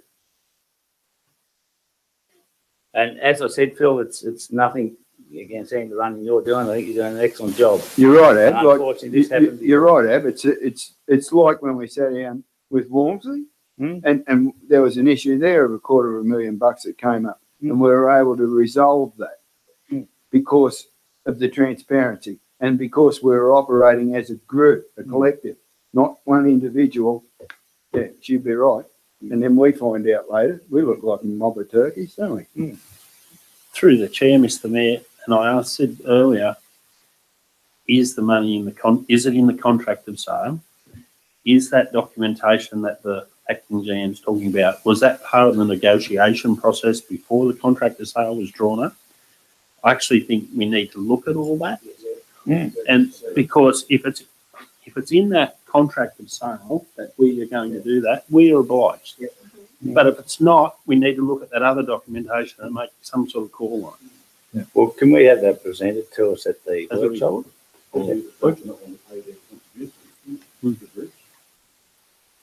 Yeah, well, that's what we discussed last meeting.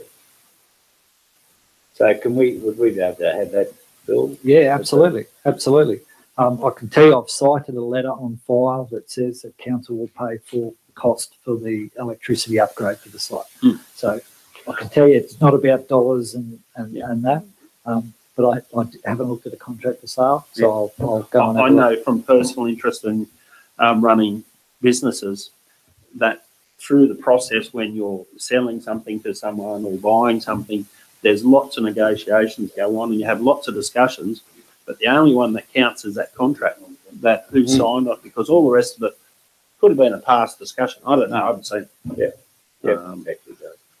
Well, if it is documented there, Councillor Phillips will then order for it just out of respect to the councils. We should have known about it a lot earlier than January 2019. And I don't know whether any other council in this room knew about it and we weren't informed. I don't know, but I certainly didn't. So, Mr. Mayor, can I move a motion that we leave that lay on the table to next month, and then we'll have had that information? I've got no problem. Move, Councillor Phil. Sweet. Just through the chair, I don't know if this conversation at the moment, I'm still nervous whether I should be sitting here or not, because I think it goes back a wee bit further than that when we agreed to change the zoning of Yass Road from village to B3. And I think if Phil goes back deep enough and looks at this may be part of that rezoning. And if that is the case, I shouldn't be in this room because I own real estate in that area.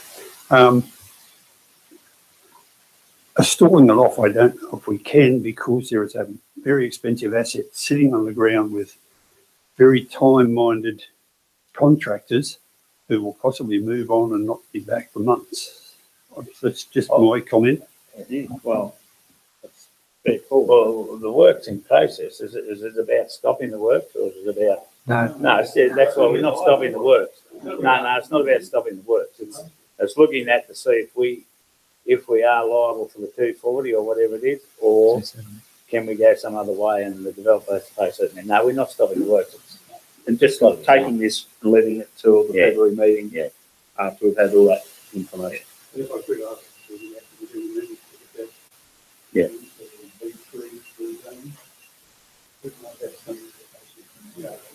Yeah, so this is my understanding of how the project evolved. It started off trying to find an alternate site for a developer who was having troubles at another site, and then maybe suggesting that council owns some land up there if we rezoned it into another area and looked at the whole area and rezoned and built another access road in and out.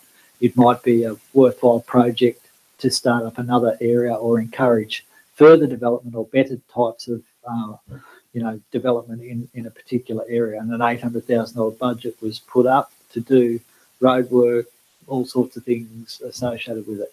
So it does have a history to it, but at the end of the day, the project that had to get over the line and had to be rushed through quickly is to get a business operational, and they made negotiations in regard to roadwork with the RMS, and they've been able to deliver the roadworks without having the full median treatments and things like that. And so you might, but if like this was their second attempt, wasn't it? Didn't something happen during the period of administration where they were going to look at another site, and then the administrator and the interim general manager at that point in time indicated they'd do this, this and this to get that development going, but then Heritage came in over the top of it?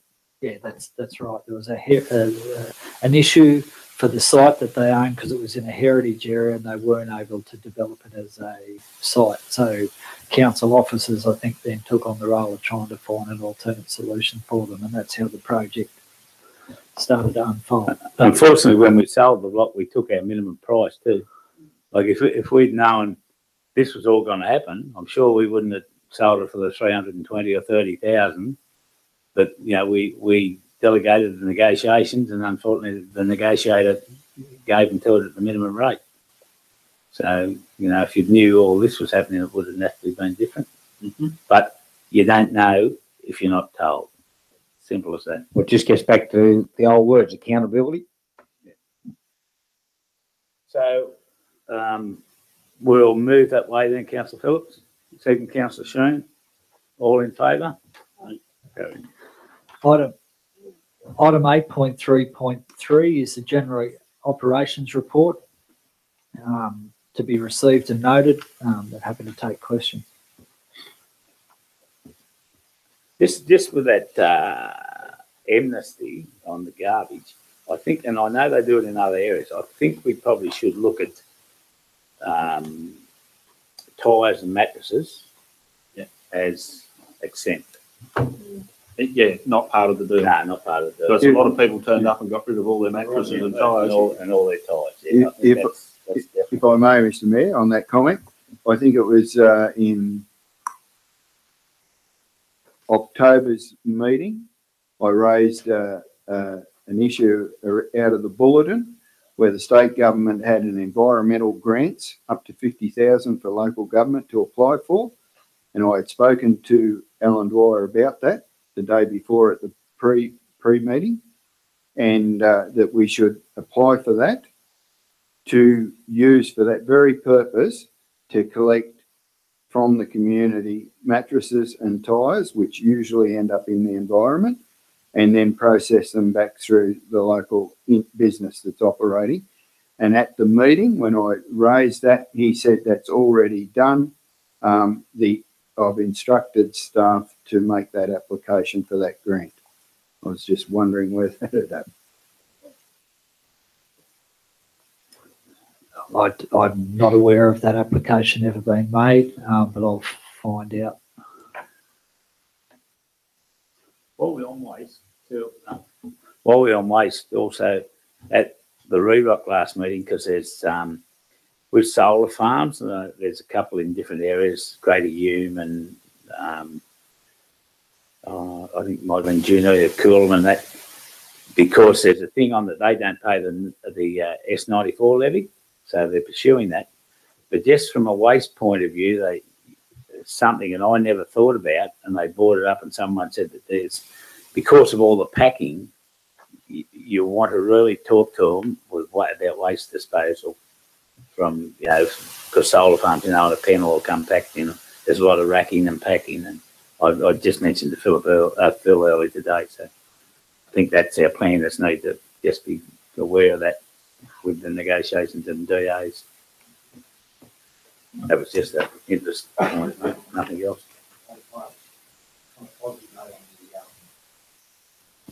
Works report, I think as I go past every day, the Adjunbilly Hill is going fantastically, and the staff member who's handling that is doing a sensational job coordinating it all. Absolutely fantastic. Really moving along at a fast rate. Mr. Mayor, may I add that if we could ask Maxine to possibly put that into the newsletter, that the amnesty day for both sites cost in excess of $15,000, just so the residents and ratepayers are fully aware of the cost. Thank you. I think that's a good idea, Councillor Nicholson. Right. The idea was to obtain costs and see, whether it was beneficial or not beneficial, and make changes as appropriate. So, well worthwhile us putting that feedback back to council.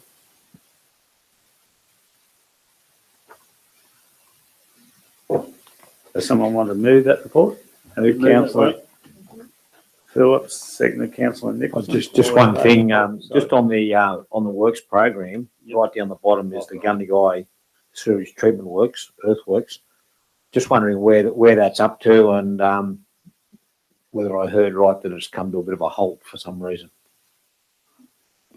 So we've got a full meeting with all the regulators, EPA, Office of Water, and New South Wales Health here on Thursday. The project has released a draft REF and draft design plans for each of the agencies to consider, and then come back and meet, and we talk through various issues. There's been a lot of discontent of the way that we've we tried to advance the project in order to have the base earthworks down to avoid any delay further on. But obviously when you take part of your treatment process offline, regulators start getting worried about quality of the existing treatment plant processes whilst the construction period goes on. It's you can't have it one way or the other. You've got to be able to monitor and regulate, which is kind of what we're doing at the moment. We know we've taken a maturation offline, but we're monitoring the performance of the existing arm that provides that disinfection type process for our particular style of plant. And the results coming back are telling us it's okay, apart from in large storm events. So we've fed all the data now back through to the regulators who had issues with us and the way that we were going about things down there. And that'll be subject of discussion on Thursday as well. So it's really been able to manage that interim construction phase. We've got regulators worried about the performance of the existing plant, but we can't build that plant without actually utilising that ground. So we're kind of at a little bit of a loggerhead, but that's why they're here on Thursday to sort through that issue. Very good.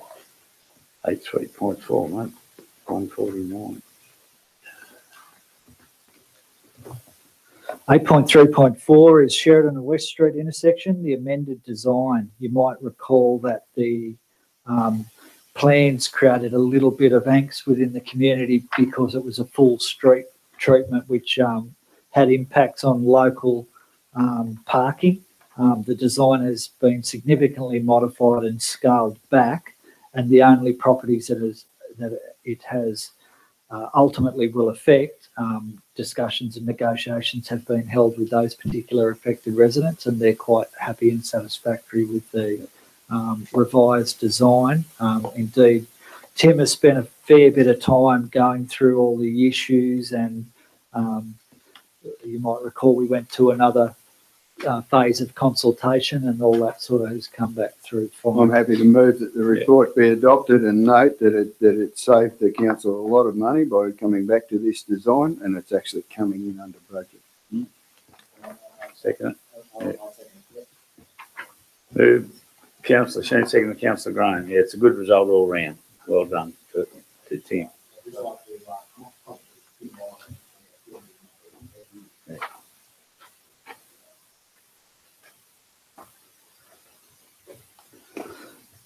Item 8.3.5 is pedestrian refuge construction at Sheridan and Otway Street intersection. In light of the fact that we're building a $1 million adventure playground in that particular space, the requirement to get safe pedestrian movement in that area becomes quite important. This is a section of the road that wasn't done in association with the main street, but the intention was to do it down the track. Given that we've just adopted a plan to redevelop the intersection, this becomes sort of the next highest priority within our program, and this has been discussed with at the various council workshops where the particular projects, the problems with the project were discussed, and this is a way of potentially utilising some of those funds to deliver on two fronts and get a better outcome for the whole street environment. Again, I'm happy to move that be endorsed. Move Councillor Sheen, second Councillor Nicholson. All in favour?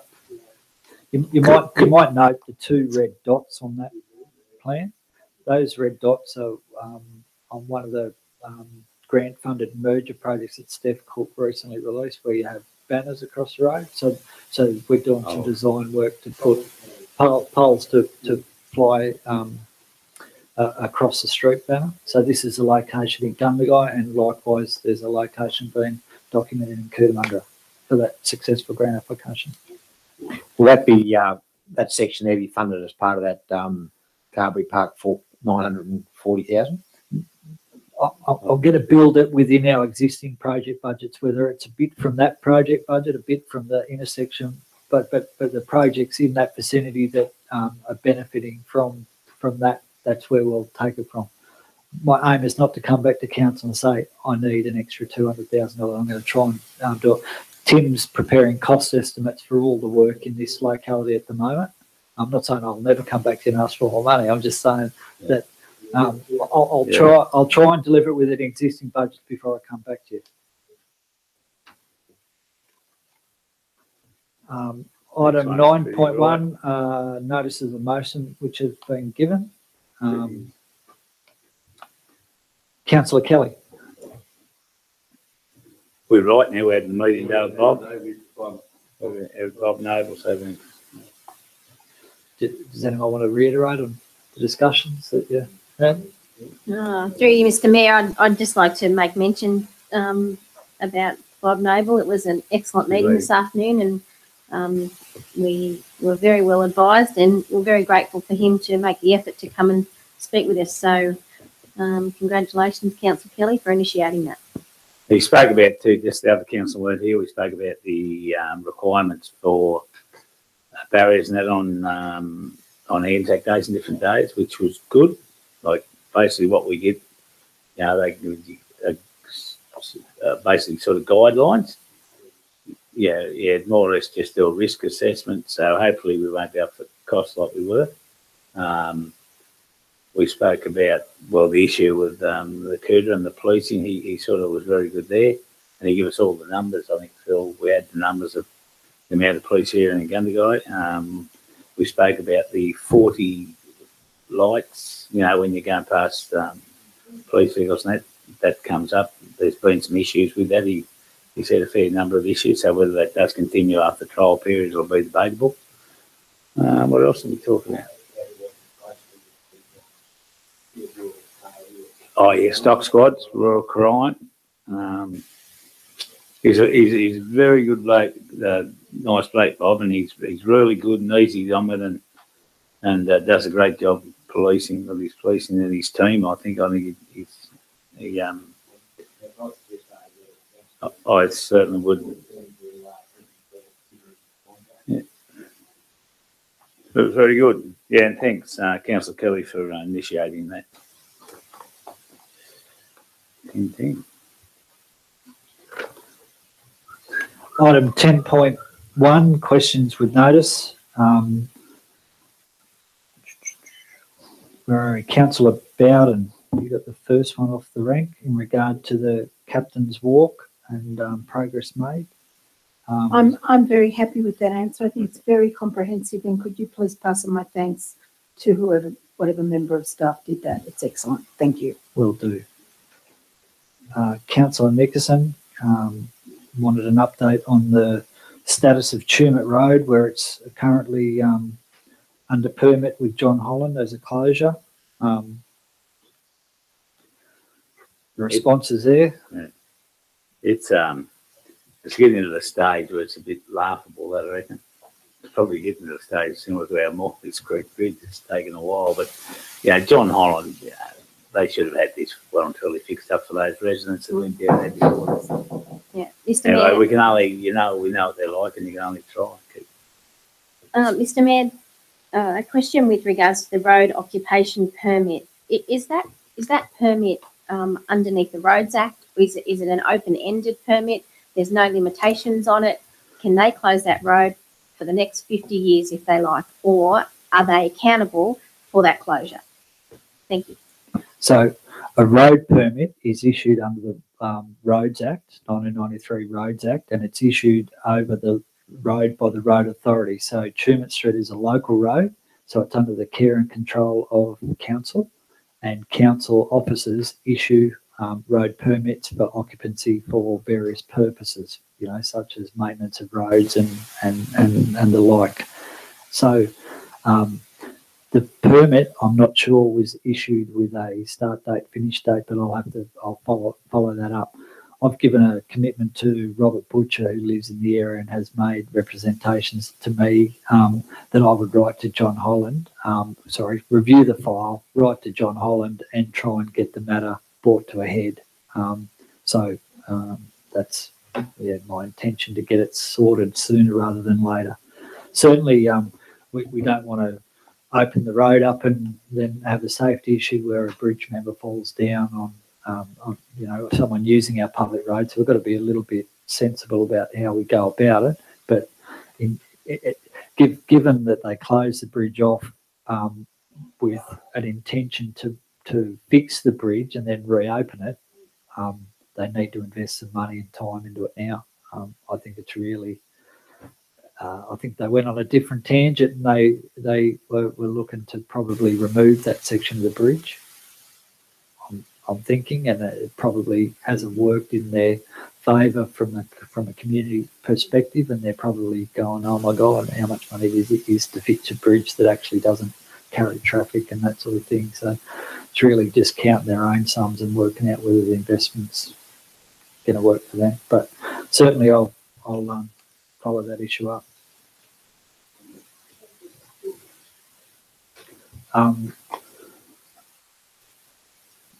Status of Mangus water supply. There hasn't been any further progress on that project since we last met with the communities. There's quite some activities to undertake, and my intention is to sort of escalate the project now and put staff and resources at it so that it does happen, and we get to an outcome where we work out the viability of it and costings of it and all that sort of thing. So yeah, it hasn't progressed, and we apologise for that. We just haven't had the manpower to do all the projects that are in front of us all at once. We've just had to prioritise. Through you, Mr. Mayor, I guess that the importance to the residents of Nangus would just to be informed of the progress. So thank you for getting on to that. Also, on your table, you've got some questions on notice from Councillor Shan.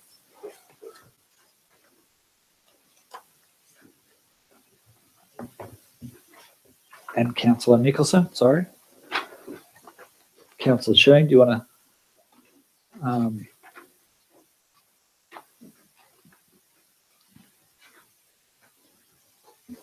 talk about the container deposit scheme and council's signing of an agreement without consulting council? And yeah, my question was around the container deposit scheme, which I see as a 10-cent tax on all drink containers, which has been applied right across New South Wales.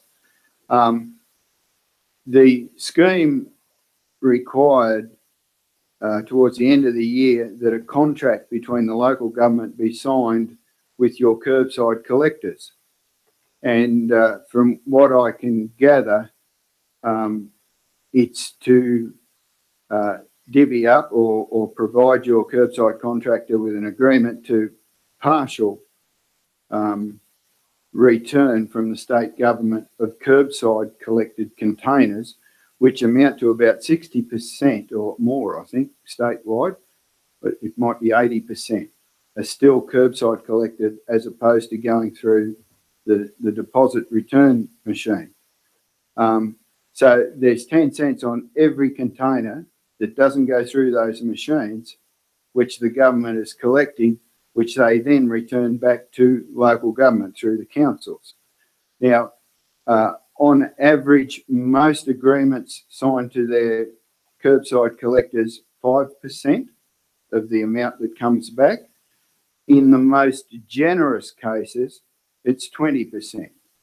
Now, I was led to believe that our general manager had signed over 100% of this to our curbside collector, which actually denies on an estimation that I can gather around $200,000 a year, which is funds that should go back to our ratepayers.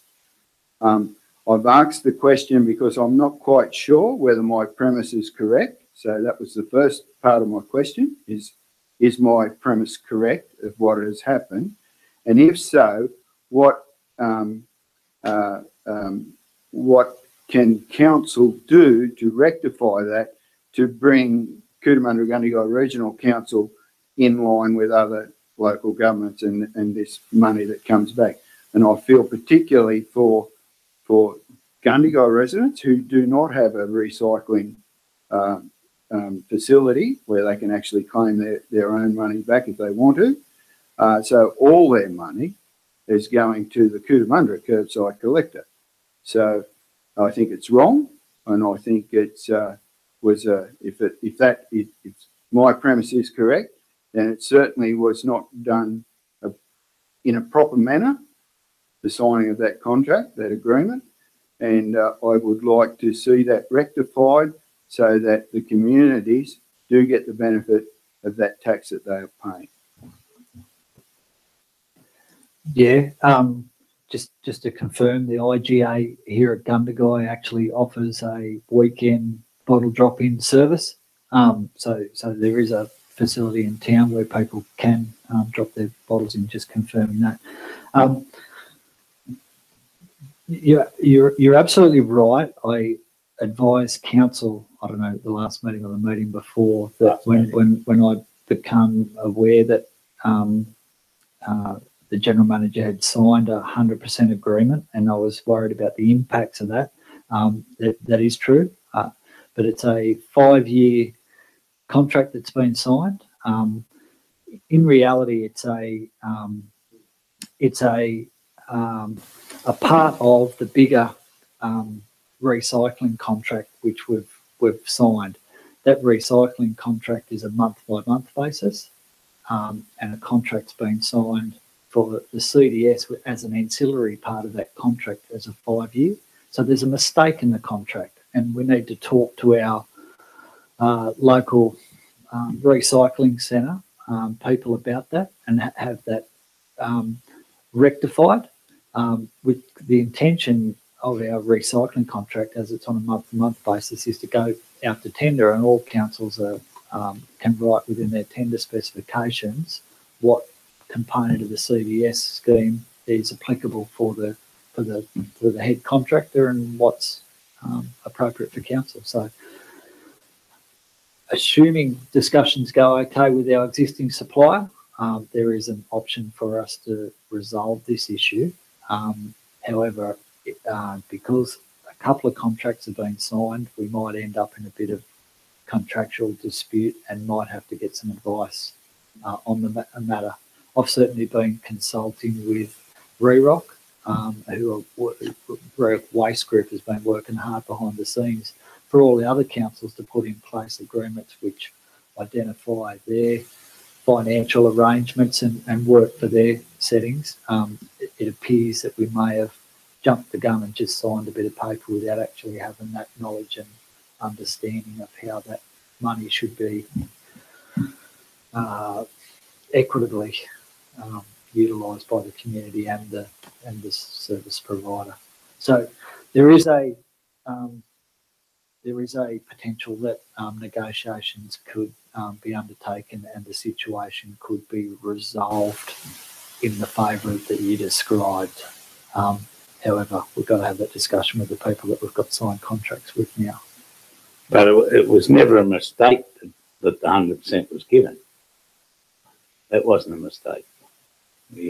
Council received an offer from the service provider in Cootamundra requesting that an agreement, a draft agreement that they had prepared be signed, and that draft agreement had the 100% favour written within it. So it may have been signed unwittingly of the amount that was involved.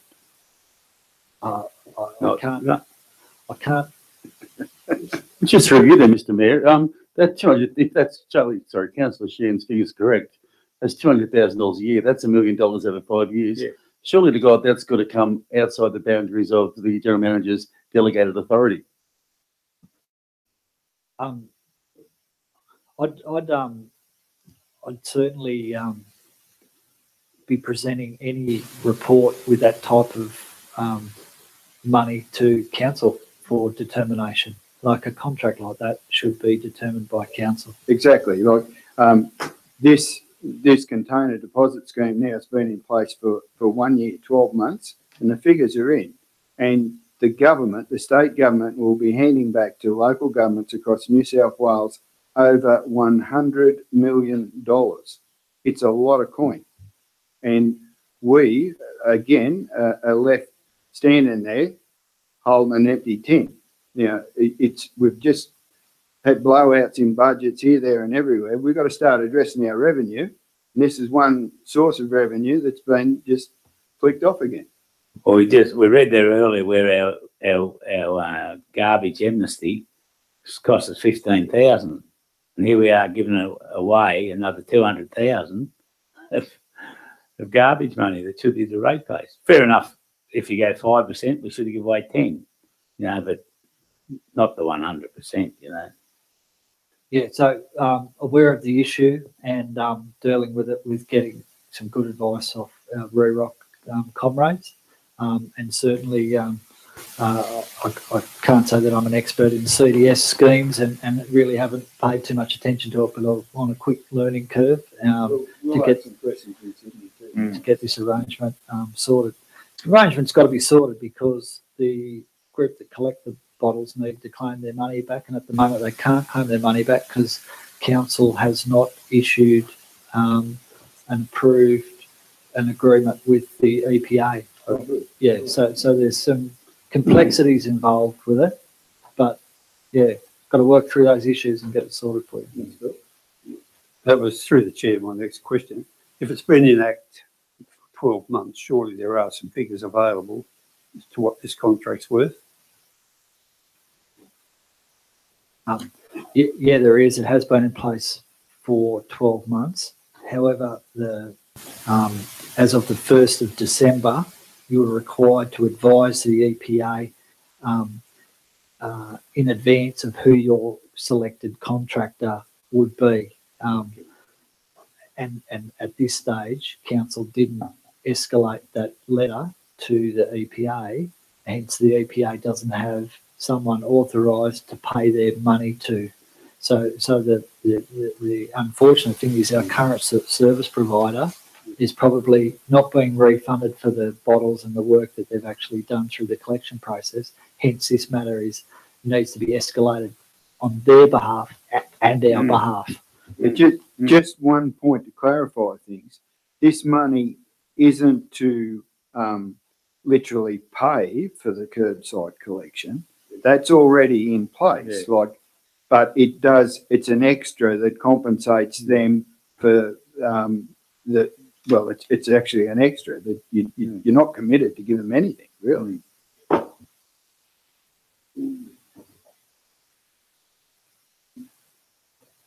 There's work to be done, and councillors will be advised on the progress of those discussions.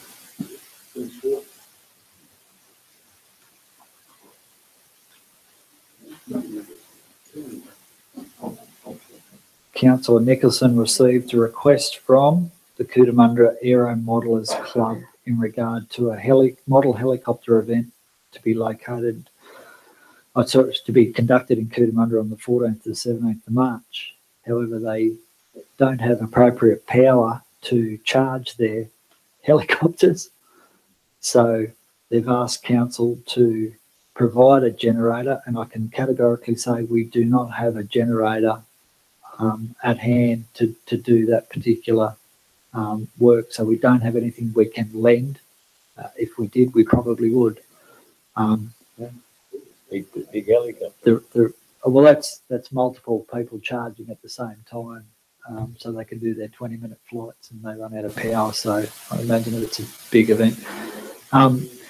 Just from my perspective, you've got a community organisation with limited members and probably aren't going to provide the value back into the community, asking for $1,000 generated cash contribution to be provided. I don't see the community benefit in it, but I'm guided by you guys. Through the chair, if I may, I would think probably maybe councillors how they felt about maybe doing half, and then people who were recharging the helicopters to hit the thing a bit, and then they could all actually make it work. It is a really good event there. They people come and stay in our community, and they travel. Cootamundra probably gets more of it than Gundagai, but they do come into town and they buy things, and probably I'm all for making people pay a bit out of their own pocket. 40 kVA, that's pretty big. We just got little generators to run our power tools at our work sites. That's about it. We don't have anything. No. So if this one here probably charges 21, so maybe there's one to be 3 or 4 at a time. We can offer a smaller one too. Yeah, I'm not sure what the power. I tend to agree with what Councillor Phillips that we make a cash donation of say $500,000, $500, and then the other participants contribute also. Yeah, I think they do a good job. Like they had that back in November. They had that weekend event. I don't think we really do much there, other than go and open it. And so I'm quite happy. Through the chair, I'd actually like to hear if Councillor Nicholson has anything to say about this. Thank you, Councillor Bowden, and through you, Mr. Mayor.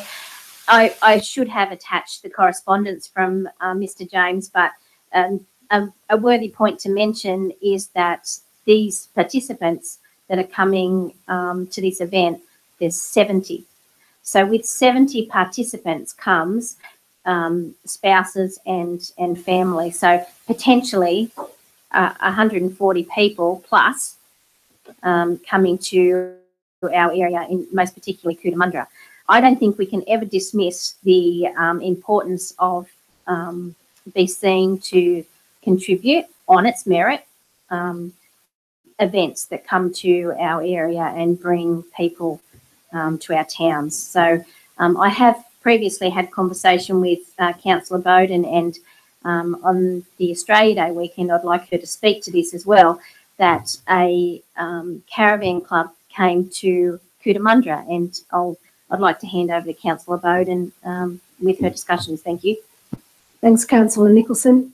The New South Wales Caravanning Club spent the Australia Day weekend in Cootamundra, and Nigel, the president, said that, and I think this has been done, I think, Mr Mayor, you've mentioned it with the RV friendly zones, that they are collecting all the receipts from all the members that were in town for the weekend to ascertain how much revenue was actually spent in the town over the weekend. But it included things like somebody needed a car serviced. It wasn't just, hotels and food and everything. They were big things. So I took it upon myself to write to Graham James, this afternoon to say, could he please ask the people that come to the event to save their receipts and to collate them and to send them to us. And Councillor Nicholson and I are speaking about these as in our positions as councillors on the tourism action committees of both the towns. So I'd like to support Councillor Phillips in his motion to give half the money, and I think it's something that we probably should look at as policy in future. Thank you. All good points, but I mean, if there's 70 participants coming and you say you charge $7.50 per participant for $500, that's your weekend covered, so it's $2.50 a day because they're there for 3 days. So using the power. Right, well, let's move Councillor Phillips, second with Councillor Nicholson. All in favour? Carried. That's it. We'll go into closed committee. We got closed committee tonight? With confidential items. Move we go into closed committee here. The block.